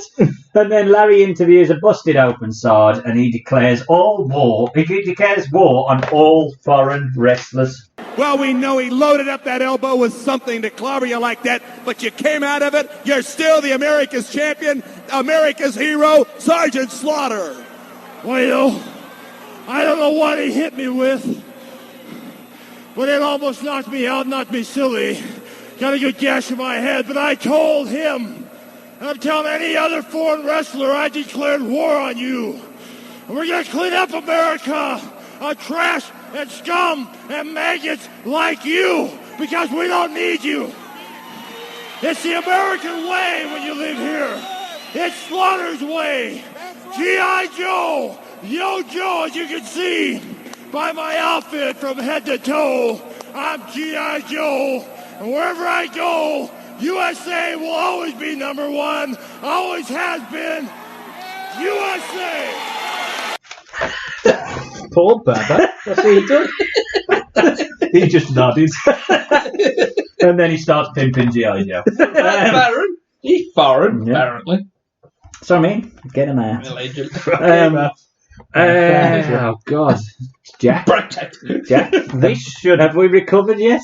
Well, not really. I mean, this should have been a bloody brawl. Yeah. No DQ. Let's have a fight around the arena. Hey, you get the crowd back. Yeah. That's what Sarge does. Well, yeah, you're going to go in and do top wrist locks and drop kicks up and overs. He's even Boris without it. So you've got to have a big brawl. And it's like they tried to, but they couldn't because it was a straight wrestling match. So they was restricted with the narrative that they gave them. It should have been a bloody brawl. I don't think them two together Maybe is Slaughter's bad. belt. Not really. But I think the context of what they were telling it was bad. I think they're probably towing the sort of prime of their career at this point. But they, and one of them becomes a world champ soon. But 7 years. yeah, but dear. But by and large, I wasn't too disappointed with bits of the end. But the fact that we had to sit through 10 minutes of them trying to wrestle was daft. I mean, This was crap. It's a blood feud, eh? well, it's about. Why am I going to go in and do a drop kick? I'm going with you. That's not, he just fell over and just kicked his legs out, I think. We assume it's not a contender for matches tonight. Nah. He wasn't the worst, but he was still shit. Yeah. Well, contender for what the fuck is coming up next, as our next battle is a body slam contest. Oh, yeah. It's manager of the well, before we get to who's in the match, is Sheik Al-Kassi. And General Adnan. Yes, General Adnan, who On Sgt Slaughter in 7 years. Yes, that's true. Yeah, the holder of the world belt for Slaughter. And his client, if you call him that, is Kamala. Yes. He's back with the surprise. This is what the Arab people want. And this is one of many surprises, Sheik tells us. Then he shouts in Farsi and leads out Kamala. His opponent... Did you see the fan behind I it? did. Yeah. Behind Kamala? Yeah, the obvious racism. Yeah. Behind. I did see that. In fairness to the... I mean, I don't know if it's through more luck than judgment, but the camera did pan away as quick as possible. He did not out. You saw all of it. And then it cut away after it stopped. It was acceptable in the 80s. I don't know. Well, what isn't acceptable is his opponent, Jerry Blackwell. The one who does that splash on the thinnest bit of wood. Yeah.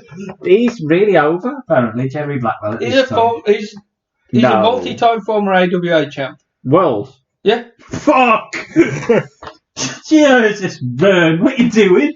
It's amazing. He's bigger than Kamala. I'm pretty sure he is a former champ. I mean, he's bigger than Kamala. He's our third crusher as well, because he's Jerry the Crusher Blackwell. So many crushers. Jerry Blackwell versus Kamala. The commentator wants everyone to see the check, as Sheik gives us another version of his promo, but now apparently wants to sing the Arabian national anthem. In fairness to him, it's not the worst version of a national anthem I've ever heard. I don't know. Oh, well, SummerSlam 93 with that Japanese on that was pretty bad. Forgot about that. Yeah. Big shared blows to start out. I mean, that could be the match, couldn't That's it. Yeah. Not going to be pretty, this. Again, we see the check. Kamala works over Blackwell with chops and kicks. After 3 minutes, Kamala works over Blackwell with chops and kicks. But Jerry then gets a clothesline, which gets a pop. However, more impressively, Jerry literally squashes the head of Kamala with a splash. Fucking hell. The first body slams are teased by both men. Kamala then hits a splash, and the cover is counted, and the nerve hold then is locked in, which lasts. Oh, God, it lasts. That nerve hold. That long nothing lock. Nothing. That's everything is a nerve. I don't know what it is. Got on more nerves, I know that. Jerry Blackwell does the Hogan spot. I wonder if Hogan was thinking, and he hits a charge on Kamala in the corner, and then hits a body slam to win the match. Adnan uses, or Sheik, if you will, uses his sword sideways to attack Jerry Blackwell and steals the check. I'm going to stab you. Yeah, both him and Kamala attack Blackwell. Larry is appalled. Someone stop this.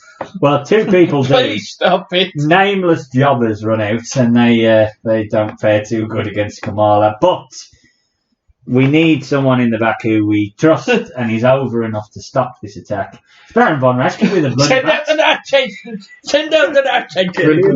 Comes out with a baseball bat, and the heels are out there. But no, there's still enough time for Kamala to continue his beatdown of the jobbers on his way out. I'll go get my heat back. I ain't saving them. Only Blackwell. I wonder Beat which... up the choppers. The thing I've noticed with this sort of card is it can sort of be divided into potential candidates for match of the night or the rest, which are awful. I wonder which one this is going to fall into. Yeah. Hoss battle. Oh, no, you can't call Jerry Blackwell a hoss. He is. Yeah, Hogs. is he? Look at the size of the man. I mean, you know, Is he a light heavyweight? it's a body slam contest. So, you know, I understand you're going to have two fat uns, it gives them something, but He fat. oh, God.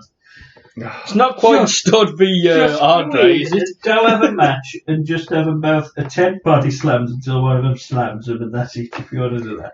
I don't want to watch them punch and kick each other, splash somebody's head, which scares the shit out of me. Then just get up and do some more punches and kicks and then slam it. That's bad. It's bad. Adnan's the best thing in it, but more for Adnan, Jesus Christ, it'd be even worse. I'm sure Jerry Blackwell either was with him definitely. before or By a after mile. this. You're right. Because he was Chic Jerry Blackwell. Oh, no, they don't turn him heel. I don't know if he was before or after this. Chic But Jerry Blackwell. Yep, he was. Well, that's better Chic Tugboat. Well, that's Bruce. I thought it was terrible. I mean, I feel bad for Jerry because he didn't even keep his check.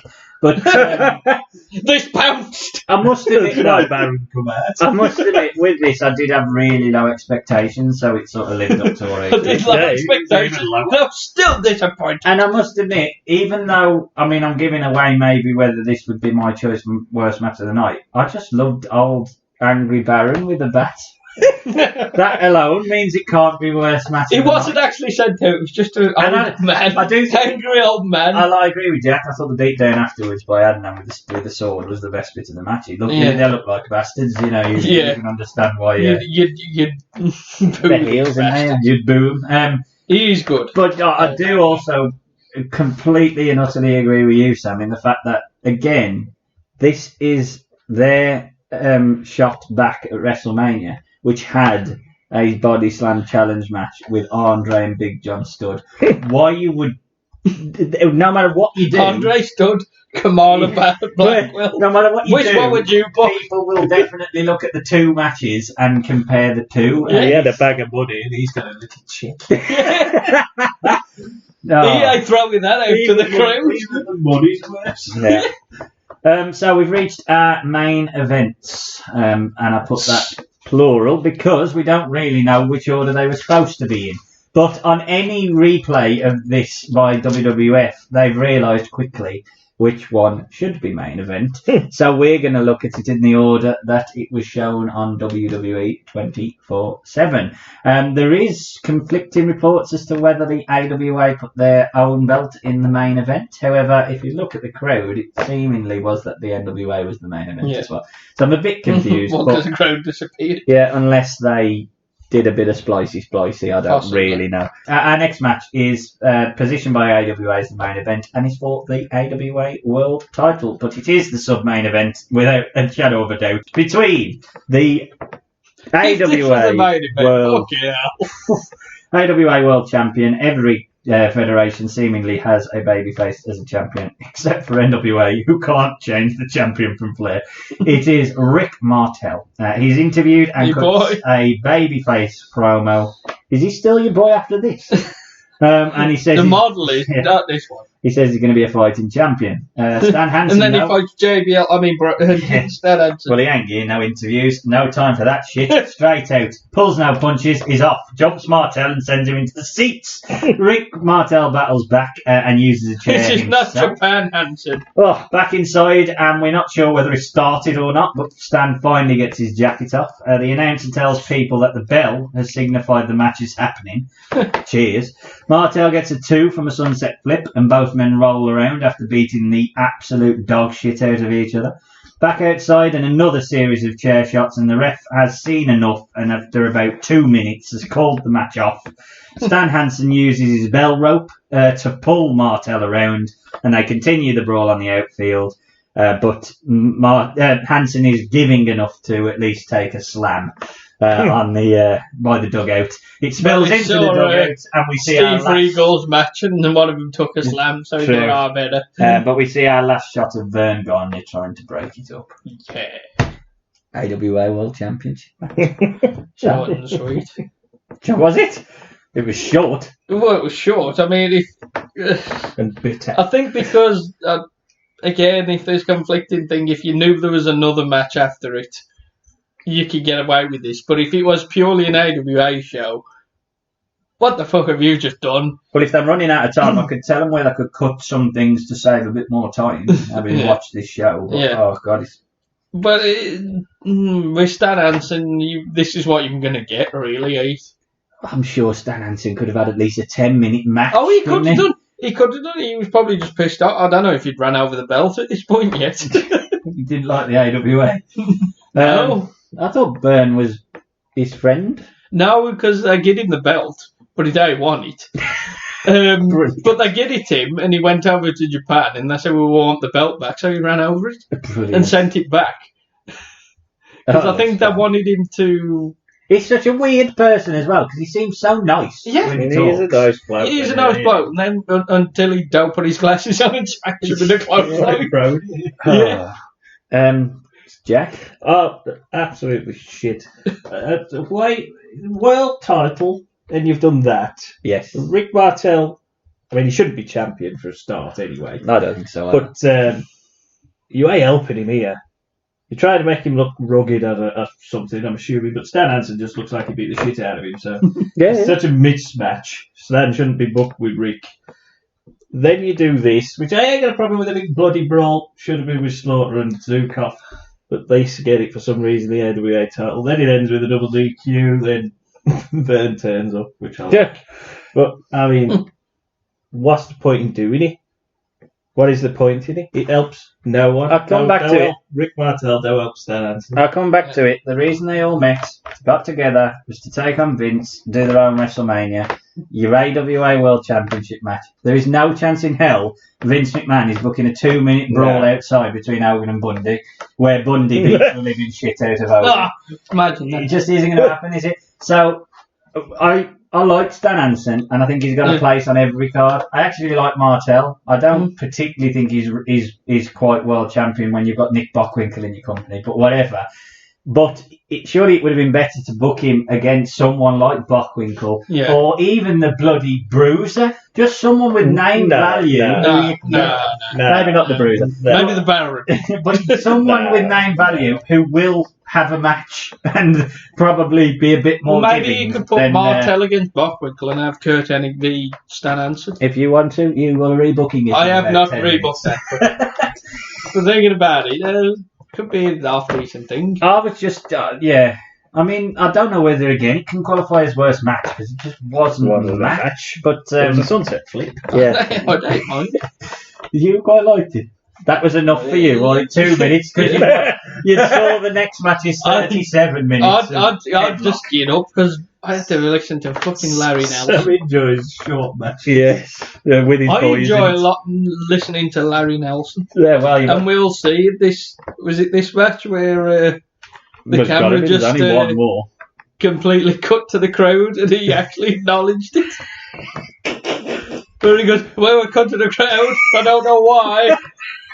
What's happening up there? We don't know why. Anyway. Up there? Our main event is not what it's represented on Wikipedia. It's the NWA World Title match of an AWA show. It's Magnum TA going up against Ric Flair. Magnum TA puts over that if he hits his belly-to-belly, it's over. And Ric Flair warns that he will dictate when... There's a lot of stuff thrown at Flair. Yeah, he's so over as a heel.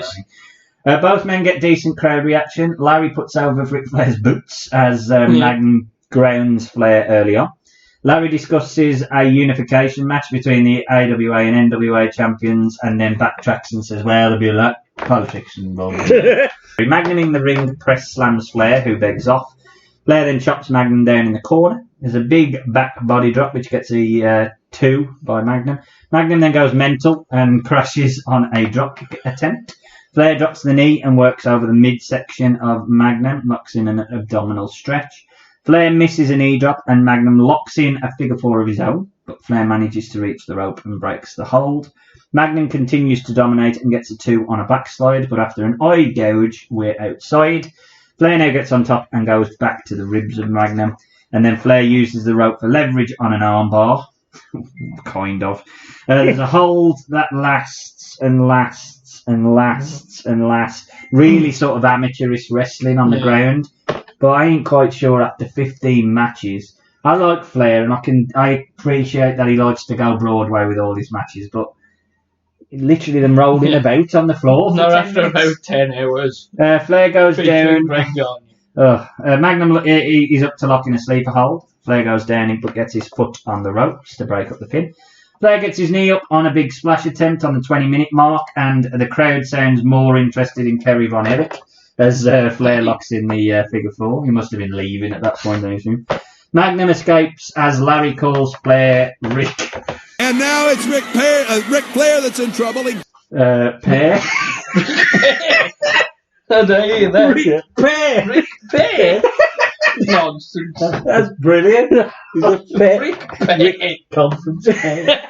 I'll splice that Has he in. got a nose like a conference Yeah, pen? Rod Stewart. I'll spice that in. We finally get the Flair bump, and again, Larry reminds us that it isn't a DQ, as Flair seemingly did that to himself.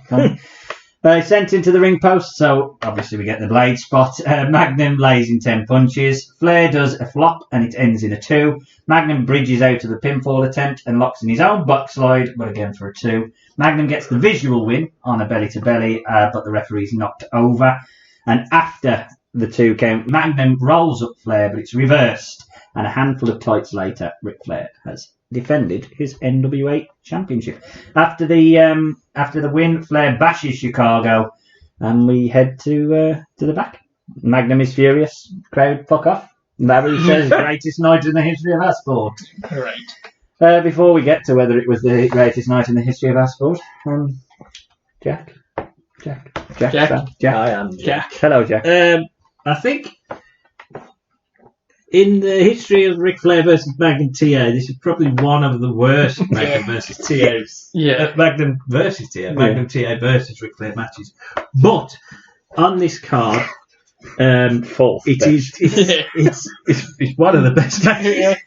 There's nothing wrong with it. It's an awful match. There's bits where it gets a bit flat, but I think that happens with 20-minute matches. 20-odd match cards. Yeah, but 20-odd match cards felt like it.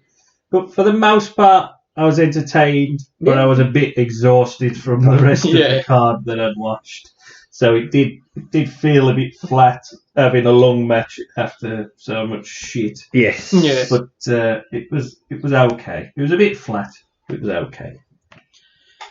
Yeah, it wasn't too bad, but it was just being the main event, considering how many matches there was. It was the wrong match at the wrong time, really. And as Jack said, it's not their best match. Yeah, but it's still a half-decent match. Too much groundwork for me. I would have preferred a really over-the-top Ric Flair match. Yeah. Get blood early on. And I know I don't want His it to be match with bloody, Hawk. yeah, maybe something like that. Somebody you can bump I around. don't think Magnum come out of it any better than when he went in. No, That makes necessarily sense. because Magnum's obviously a star. Yeah, definitely. Yeah, so- And it would have been nice if Magnum had have really dominated the match instead of spending most of it in an abdominal stretch on the mat. But it's a Ric Flair match where following like Kamala. I mean, there's no chance that. Kamala and Blackwell. You know what I mean? It's not. It can't I got possibly a far be, abolished. One quick question. We haven't seen it in isolation. I'm sure you've probably watched most of it or part of it. The question has to be asked. WrestleMania or Superclash? Which one? Number one? It's all isolation, isn't it? Because I would imagine we saw bits of WrestleMania 1, which had Tito versus Executioner, And Brutus v. David Sammartino. Yeah, which you can check out in our archives on a Christmas episode. Yeah, that'd be bad on this card. Yeah. Well, So it does beg the question, maybe we're being a bit too harsh on this because it was just a sign of the times, which is that wrestling weren't that good back then. no. But I think just the anyway. pageantry of Yeah, I think WrestleMania, the fact the that it was booking indoors and didn't look like there was about 12 people there. And, Yeah. I was going to say even the production, but even the production on WrestleMania 1 was quite shit. It's better than this, though. It's better than this, but even then it Well, I wasn't. mean, the shots of the crowd on here, and they get like the empty stands. Yeah. Show the ring Yeah. surrounded by 6 rows of people, and then just grass. Yeah. You just think, what the fuck? And I think because it's one person booking WrestleMania, you don't have this thing where Well, Politics. on that, Vince McMahon said, and he said in an interview, that they all got together in a meeting the first time and decided they wanted to take him down, and the second time they all got together, they couldn't order dinner. That's the nature of the that's just what it is. promoters. So he must knew. know. He Yeah. just thought, well, this So this will ain't last. gonna work because though even again it's Greg saying that I think it was on this one that David Crockett was trying to sign some of their wrestlers to go with it. Yeah, that's what Burns' biggest problem in many ways was his loyalty to his to the people around him, and no one was loyal. No, but Except for Greg and Larry, his son-in-law. Yeah. Everybody's like, fuck this, we'll just do it ourselves. That's why Bill Watts, I reckon, even if Mid-South added this, it might have added something to it. They were in But the even deal because then, it was just pro. went, It was fuck this, the we'll do deal it was ourselves. was Pro Wrestling USA, so you Yeah. had the CWF, which was meant for Suarez. Yeah. And that. They And then pulled you had- out, but they went in later. Yeah, and you had Mid-South, but obviously this event was a conglomerate between the 3 bigger companies. Yeah. So there you go. Match of the night then, Sam. How do you first? Oof. Well, let me have a look. Let me go back on this. You'll be going back far. Yeah. Well, Need a new pad. it's probably the 6-man with The Russians. no, with the Russians. The Jack. With Stevens, Bunkwinkle, and Zabisco. Kurt I would Hennig, Hall. The only non-title match. Greg Gardner. Yeah, my Featuring Rambo Greg. match is Team Buckwinkle versus Team Gardner, I suppose, or Hennig, depending on who you see. Hennig. That's definitely the match of the night for me. Yeah, I agree. It pains me because Greg's there, but it is the best match. Nick's there. Yes, somewhat more difficult and maybe more sparse responses. Sam, worst match of the night? Worst match, Jesus. I already know. Let me go back through my notes. Well, mine. Yeah, go for it. I mean, the AWA title ran it close. It's going to be the Russians versus Rescue Crusher and Bruiser. It's awful. Absolutely awful. I mean, bell to bell, there is absolutely no doubt that there's only 2 matches that could possibly win this, which is Kamala versus Gary Blackwell and the Russians. Yeah. But because of the fact that on the poster was LOD and the 3 birds, there is no way in hell I can't give that the worst match. That is definitely the worst. I'd go for that match as well, just because of the finish. It was Just because terrible. I'm taking the VAR. Yeah. And MVP of the night? Jack? You seem a bit more prepared. Well, so. Because Just say Larry Nelson. I want to eat you. well, this is the thing with Larry. I mean, fuck me, he got up and down. It's 3 hours. Too tight. He got up and 3 down. hours on himself, and he had to sell all this crap. Yeah, But that's why you need it's close. you need to split between have him do the thing and not the commentary, and have others do the commentary. That's I what think you you're need being to a bit split. harsh. He is a very. I'm not being harsh. very he's of his He is very 80s car very off his salesman. tits. He's like the first evolution of Don West. He is a salesman. You got Todd Pettingill. I'll give that he's very very much a Larry salesman. Nelson, Todd Pettingill, and then Don But West. this is one of the few times I've actually paid attention to the commentary. And I was just like, oh, fucking hell. So your No. MVP isn't Larry Nelson. No, then? of course you say. Who is it then? Jeez, who the fuck was Well, Marnie's Marnie's- Bunkwinkle? Yeah, Marnie's Buckwinkle. Yeah, I'd say It's Bunkwinkle. ran close by Larry Nelson. I've got the other Larry, which is Larry Zabisco and Buckwinkle. I thought Larry Nelson's probably third. In terms of who I thought was the biggest stars of this show, though, was Buckwinkle and Kerry Von Erich. I mean, Kerry Von Erich. Oh yeah, Kerry. And Dud of the night, lowest point of the night, worst The person production. of the night was the production's a The fair production's shite. point. Yeah, it does make it terrible. difficult to watch. I It mean, is a as sign I that- said, it put the guts to the crowd, and they go, "There's something's happening in the crowd." They cut to the crowd, nothing's happening, and even Larry Nelson goes, "Well, nothing's happening up there." Let's go back to the match. Yeah, my issue is Nonsense. Which Which is match that was it? if you're going to take on Vince and you haven't got a proper plan, then what is the point? I mean, what was even though this is deemed commercially as a semi-successful pay-per-view. So what? What have we learned? What have we learned from this?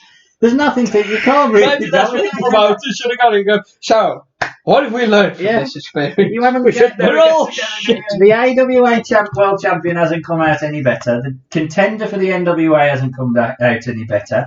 Jerry Blackwell, who won a match, didn't come out very good. The tag team champions of the world lost the tag team champions of the world in the match. I just look at it and I just think just booking alone is terrible. But then Mill looked good. Mill probably was one of the better ones. Scott. But yeah, I just don't understand where they thought they was going to go from here at all. Mm-hmm. And that tag match, that's definitely the other dud. Jack?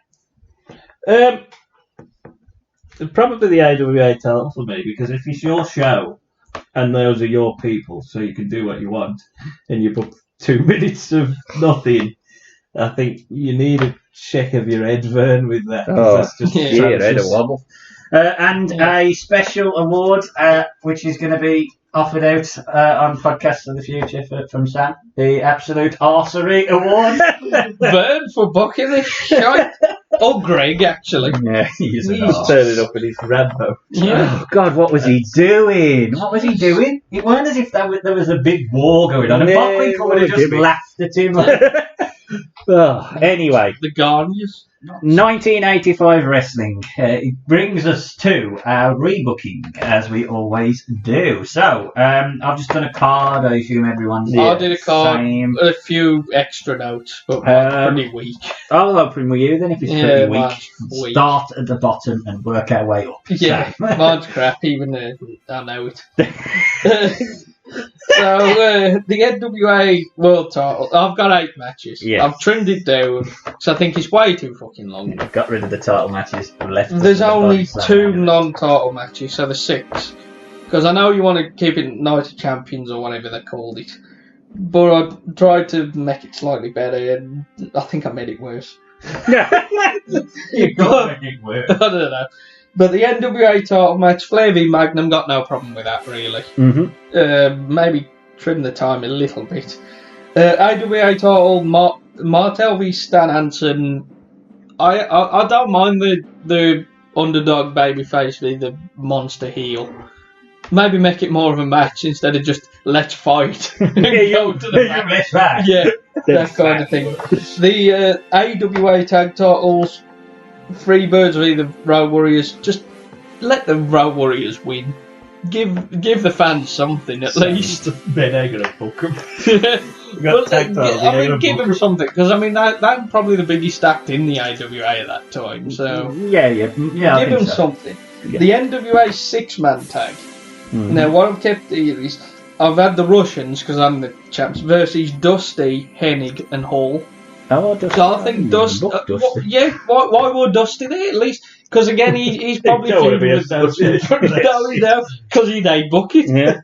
It's not cage match in the main event. Exactly, with a big brass boot. Yeah.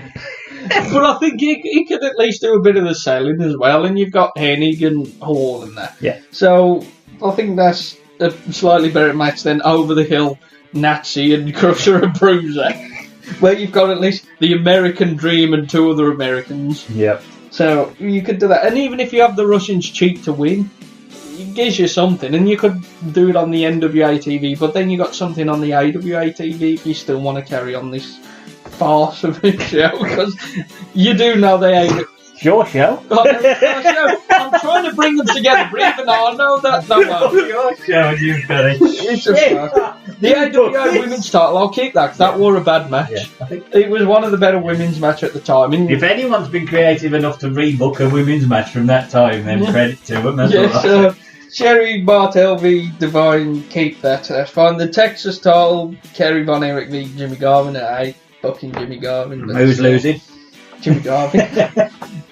Again, Kerry Von Erich's a star, and that was something that was building on their TV, so that's fine. And you want to get all the promotions in. I'm not booked Bill Mascaret, because fuck Bill Mascaret. Now, the next 2 matches are Slaughter v Kamala. No pace on this show. I've booked Slaughter v Kamala. because I think that would be slightly better Well, than it's Slaughter certainly, v Zucker. it Not a would. slam match, but at least you could have that and have him have heat on Slaughter, Yeah. the American one. That would have worked, and have that a bit more of a brawl. Well, I mean, Slaughter did declare war on all foreigners. Yeah, exactly. Then you got 2 for the price of 1 instead of a Canadian playing a Russian. Yeah.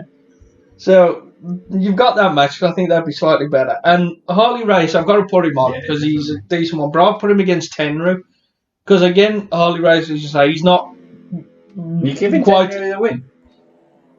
I don't know where I'd book that. No to way. be honest, Harley I've booked will the shoot match. I've not booked the winners Yeah, because you've gotta- he's you've gotta- he's probably got to win. But again, you could probably do Book that the match, and then you'll just say, you figure it out. You figure it Well, I know if you look to figure out in the ring, Harley Race is going Harley Race probably would win, but then again, you could do the rematch in Japan or something. Yeah. But I initially thought Harley Race v Bobber, and I thought, no, maybe you could have Bobber in Tenryu's corner. Bobby shouldn't be having a match. Yeah, so that's why I thought, you've got to have Harley Race on his own, and Tenryu, young up and comer, he could fight. How dare you. So, them and the matches. I've put no Larry Nelson on commentary. Have him doing the Who's commentating first? Soli and Shivani. Okay. Because you want NWA, at least get NWA on it. No, that bloody Eden, he's on the other show. I have put better production because my God, it was shit. How are you going to do that? Spend some money. Maybe have Crockett's do it because at least I knew what they was doing. And also I've put don't do it in a baseball field, do it in an arena. At least it looks better then. Because the baseball arena. There's no chance I would do that. I would never ever do that baseball. Never do the baseball. Arenas back then, like the Shea Stadium show, that looked bad. You've got to have an arena that you can fill. Yeah. You can fill it. It looks good. It don't matter. Even if it's 10,000, have an arena if that's it's full. at That ends WrestleMania. Chicago Bulls. Was the Chicago Bulls basketball stadium at that point or something? Possibly. Even doing it that or something. I still make Chicago still do it there. Because it's sort of in the middle. But, do it in like a basketball stadium. I know that, was it the Nassau Coliseum? I think that was more WWF for it. But either way, I mean, you can't tell me you couldn't have found a venue that houses 10,000 people, which would have looked more impressive than the 27,000 that they had.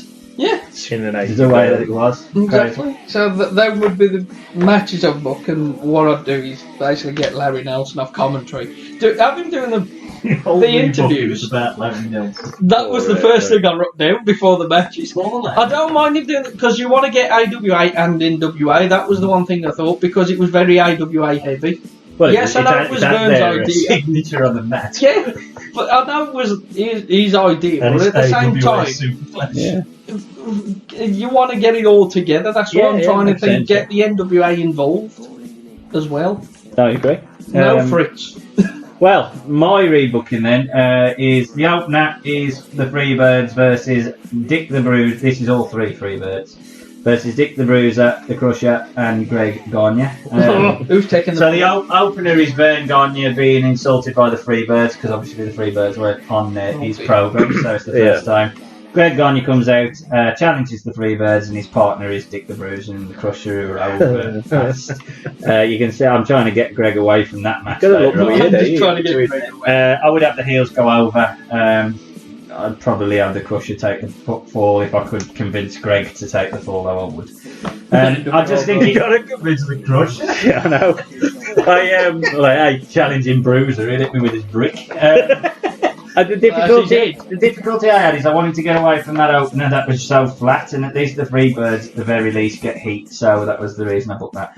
Next match would be for the WCCW World title. I didn't realise that it was positioned as a secondary title, which just sort of killed my steam a bit. Yeah. But it was Iceman King Parsons versus Stan Hansen. Quick squash, and I would have, pretty similar to the Martel, Stan Hansen destroy Iceman King Parsons and beat him for the title. Yeah. Only to be saved by Kerry Von Erich, who would then challenge Dan Hansen for the title and become the world champion. So combine the two. He did a Hogan? Yeah. Go and fight for me! Because Kerry's so over, you've got to have him win, and I wanted him to win the world title. Double champ. And he's double champ. I mean, as it is, he probably would have thrown that belt away and said, "This is a toy." Like a drink down a Christmas tree. Yes. Third match would have been a bit of a come down spot, but it was Sherry versus Candy Divine. No issues with that. No top rope splash though. Next match, build it back up. Curt Hennig, Scott Hall, and Magnum TA versus Nick Bockwinkel, Larry Zbyszko, and Ray Stevens. Have absolutely no issues with it. Slight change. I probably have any pick up the win because I think he's closer to the top of the card than Scott Hall, but I've got no issues with any of the three winning it. So that would be that. Next match for the light heavyweight title would be Steven Regal versus Mil Mascaras. Yeah. No! You've got to bring up the pace. I'd have Steve Regal. The pace with Mil Mascaras. Jesus Christ. I'm going to stop you there because you've said I'm going to have Steve Regal. You can't because Mil will not lose. Well, Mil will lose because of outside interference from Jimmy Garvin. He won't. And I'll tell him we'll promise to destroy the tape. I'll tell Mil we'll never show this outside of the US ever. You'll know people in Mexico will never. We'll never show this in Mexico, but we'll show it to the rest of the world. Steve Regal's got to defend the title. Mil Mascaras to me is the best cruiserweight to go against him. I don't know whether Steve Regal can bump, but I hope he can bump better than he can in the first match. Brings up the pace. Next match, LOD versus the Russians, that being Koloff and Nikita. And I would have the Russians win the titles thanks to interference by the Freebirds. Purely and simply because I don't think LOD need the titles. I really don't. I get that they're over, but they're over without them. And if Verne ever wanted to use the Freebirds, you've got a ready-made feud. Likewise, Fritz. So, you know, if they're all working together, both of them have got ready-made feuds to go on to. Next match, Kamala versus Jerry Blackwell, body slam challenge. However, a quick attack. The attack that happens at the end would happen at the start and Kamala would win. But Giant Bobber would come out for the save and slam Kamala. So at least you've got the Giant doing a slam on Kamala, much the same as Andre the Giant doing a slam on Big John Studd. Because Bobber AM in a match, but he can slam someone, I think. He can fall. I don't know. That's a stretch, I think. Next match, Jimmy Garvin versus Baron von Raschke. God, I wouldn't understand this, but Bill Mascaras would save Baron von Raschke from the attack of Regal, sort of getting his win back. So Baron von Raschke would beat Jimmy Garvin. Next match would be Tenryu and Saruta versus the Lone Riders. Love the Lone Riders.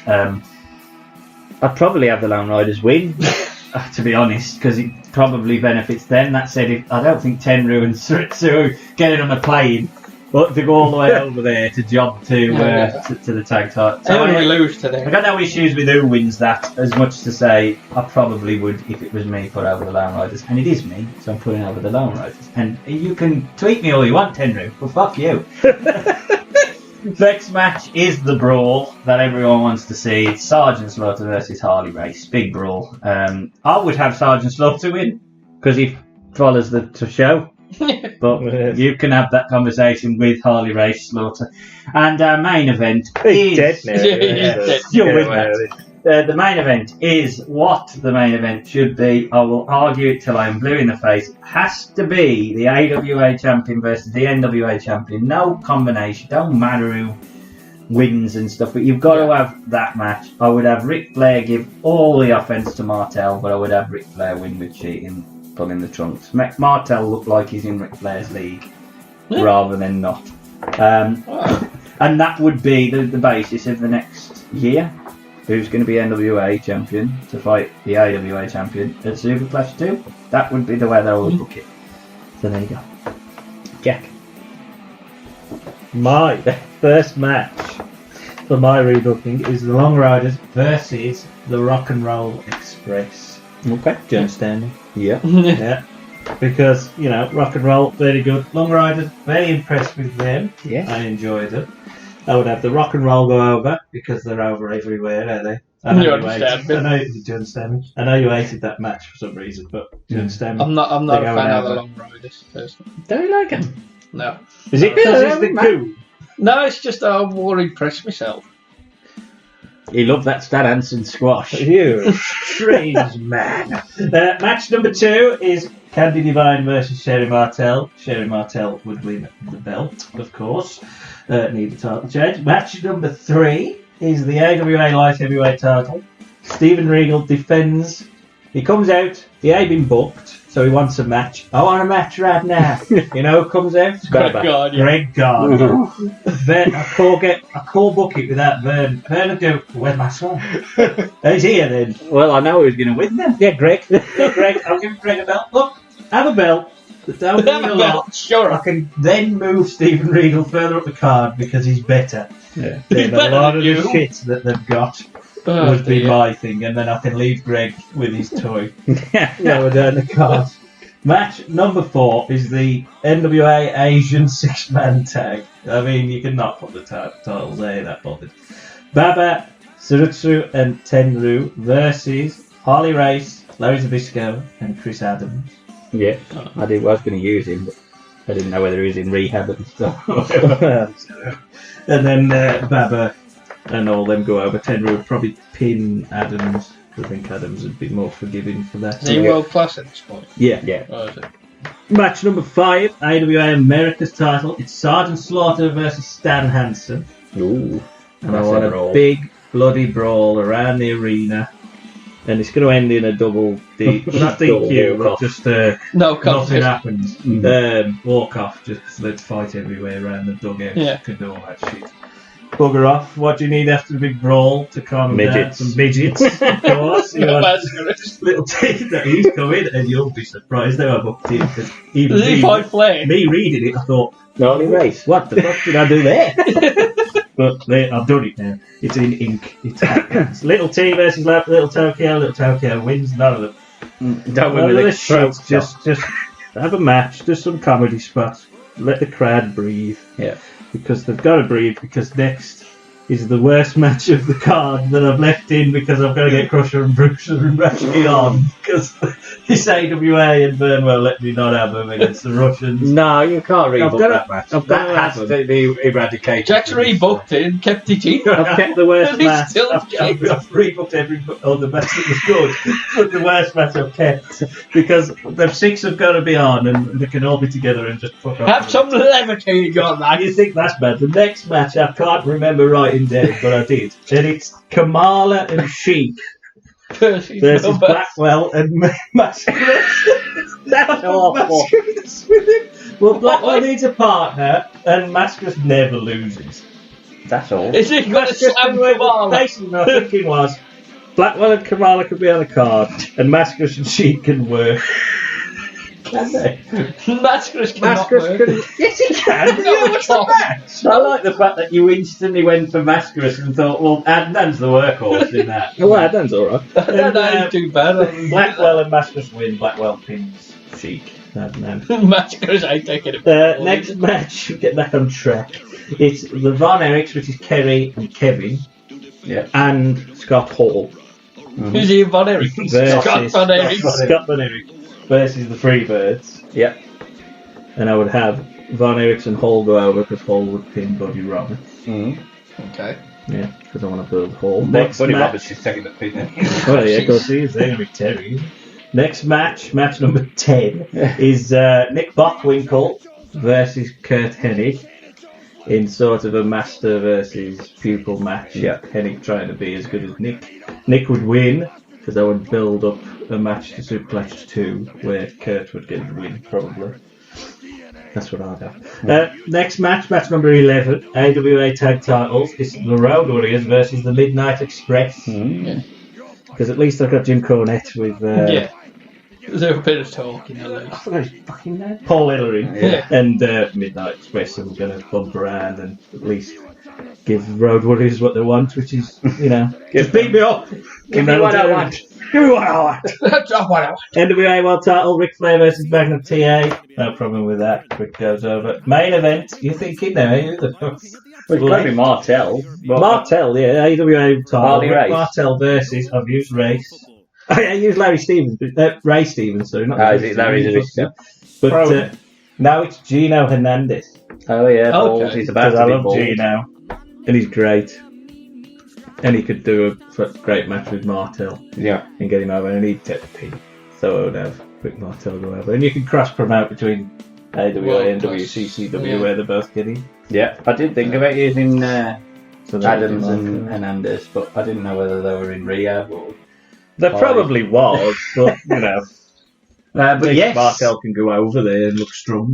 Definitely. There you go. So let us know if we've missed anything out on our rebookings or any way you would rebook Dusty. it differently. Yeah, I've missed out Dusty as well. I caught it with Blackwell. And you can let us know at our website, which is bettercallcreative.com, or on Twitter, which is at BCCPod, or on our Facebook page, which is facebook.com/BCCPod. And we round out our AWA Superclash, as we always do,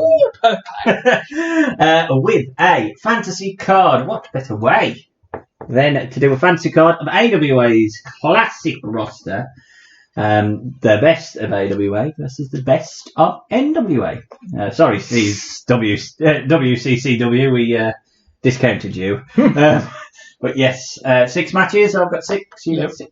Jack got 6. And as Jack rounded us out, I'm going to start with Jack for match number 1.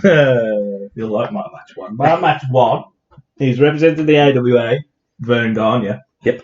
Versus representing the NWA, Wahoo McDaniel. Oh, God. Is it an Indian strap match? That is fantastic. It's a 60-minute Broadway. Yeah. No chance. Wahoo. Now Vern's going over.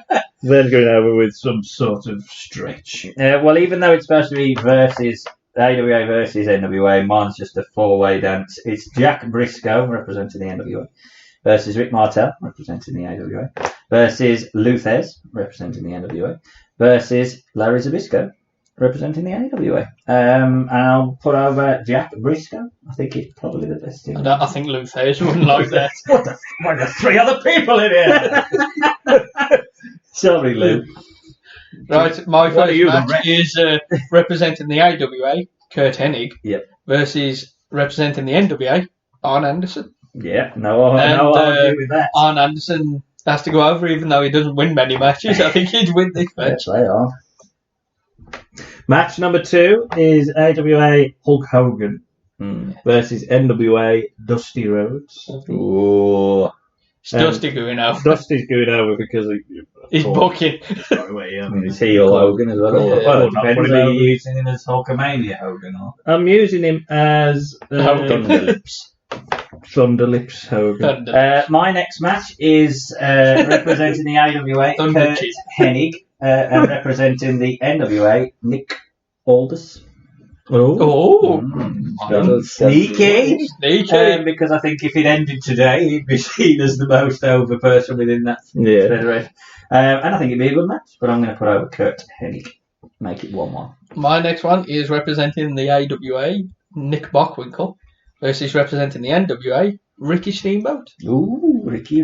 And we've got to put over Nick Bockwinkel. I think he'd just catch him. Just. It's 1-1 then, isn't it? 1-1, yeah. And what we on yours? 1-1. 1-1 all around at the moment. Tag match, AWA Hall and Hennig versus NWA Midnight Express. Hall and Hennig are going over. Nice. My next match, 6-man tag. It is Dusty Rhodes and the LOD actually representing the NWA. I think they were the 6-man tag champions, weren't they? I think so.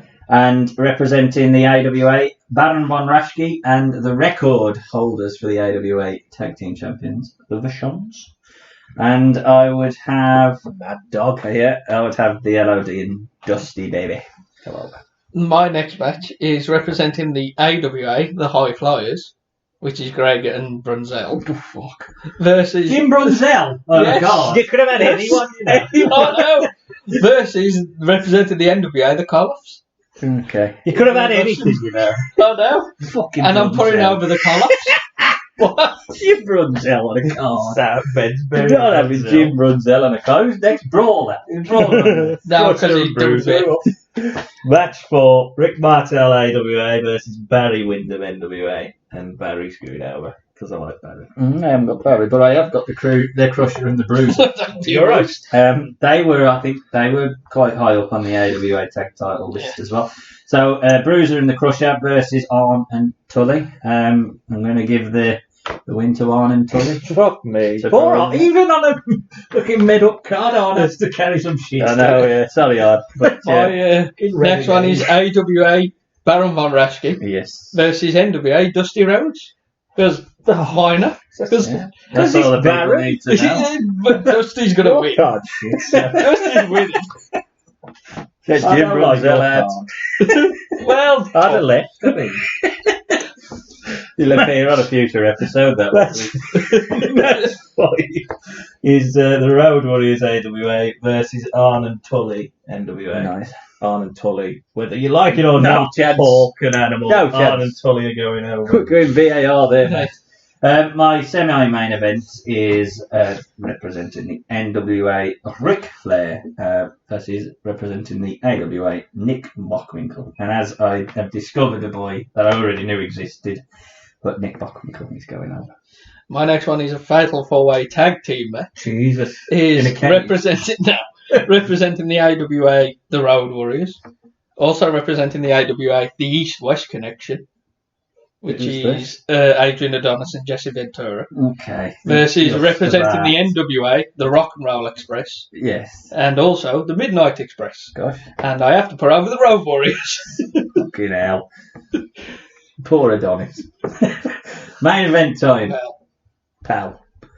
Main event is Ben's semi-main event. It's Nick Bockwinkel versus Ric Flair, and I would put over Rick. Giving us a total score. 4-2 to the NWA.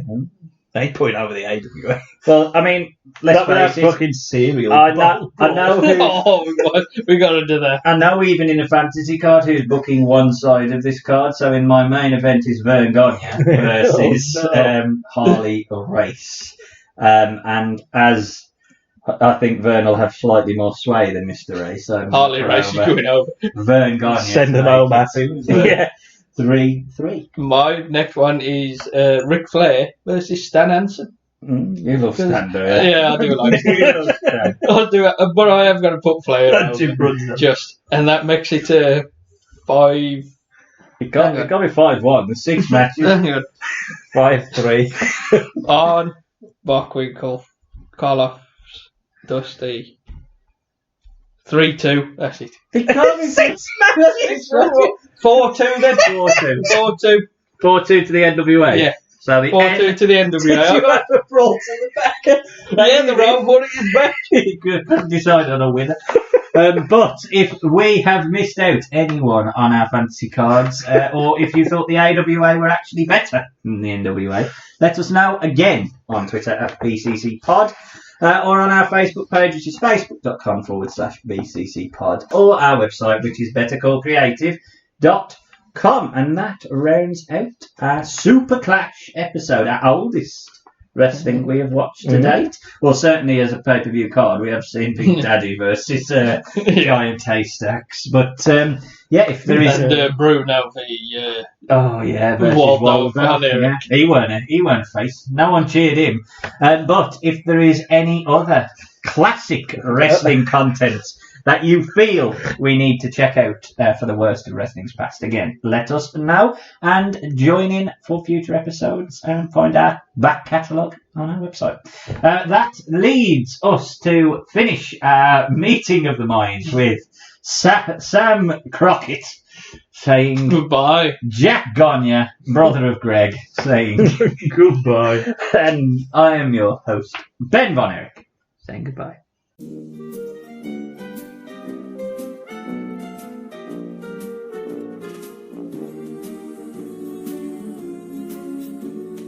You've got a friend in me.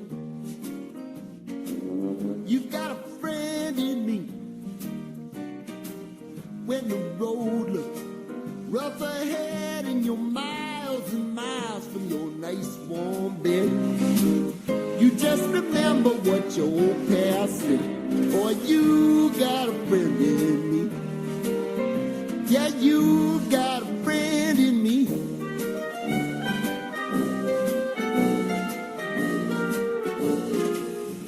got a friend in me. You got a friend in me. You got trouble, and I got them too. There isn't anything I wouldn't do for you. We stick together, see it through, 'cause you got a friend in me. You got a friend in me. Some other folks might be a little bit smarter than I am, big and stronger too, maybe, but none of them will ever love you the way I do. It's me and you, boy, and as the years go by, our friendship will never die. You're gonna see it's our destiny. You got a friend in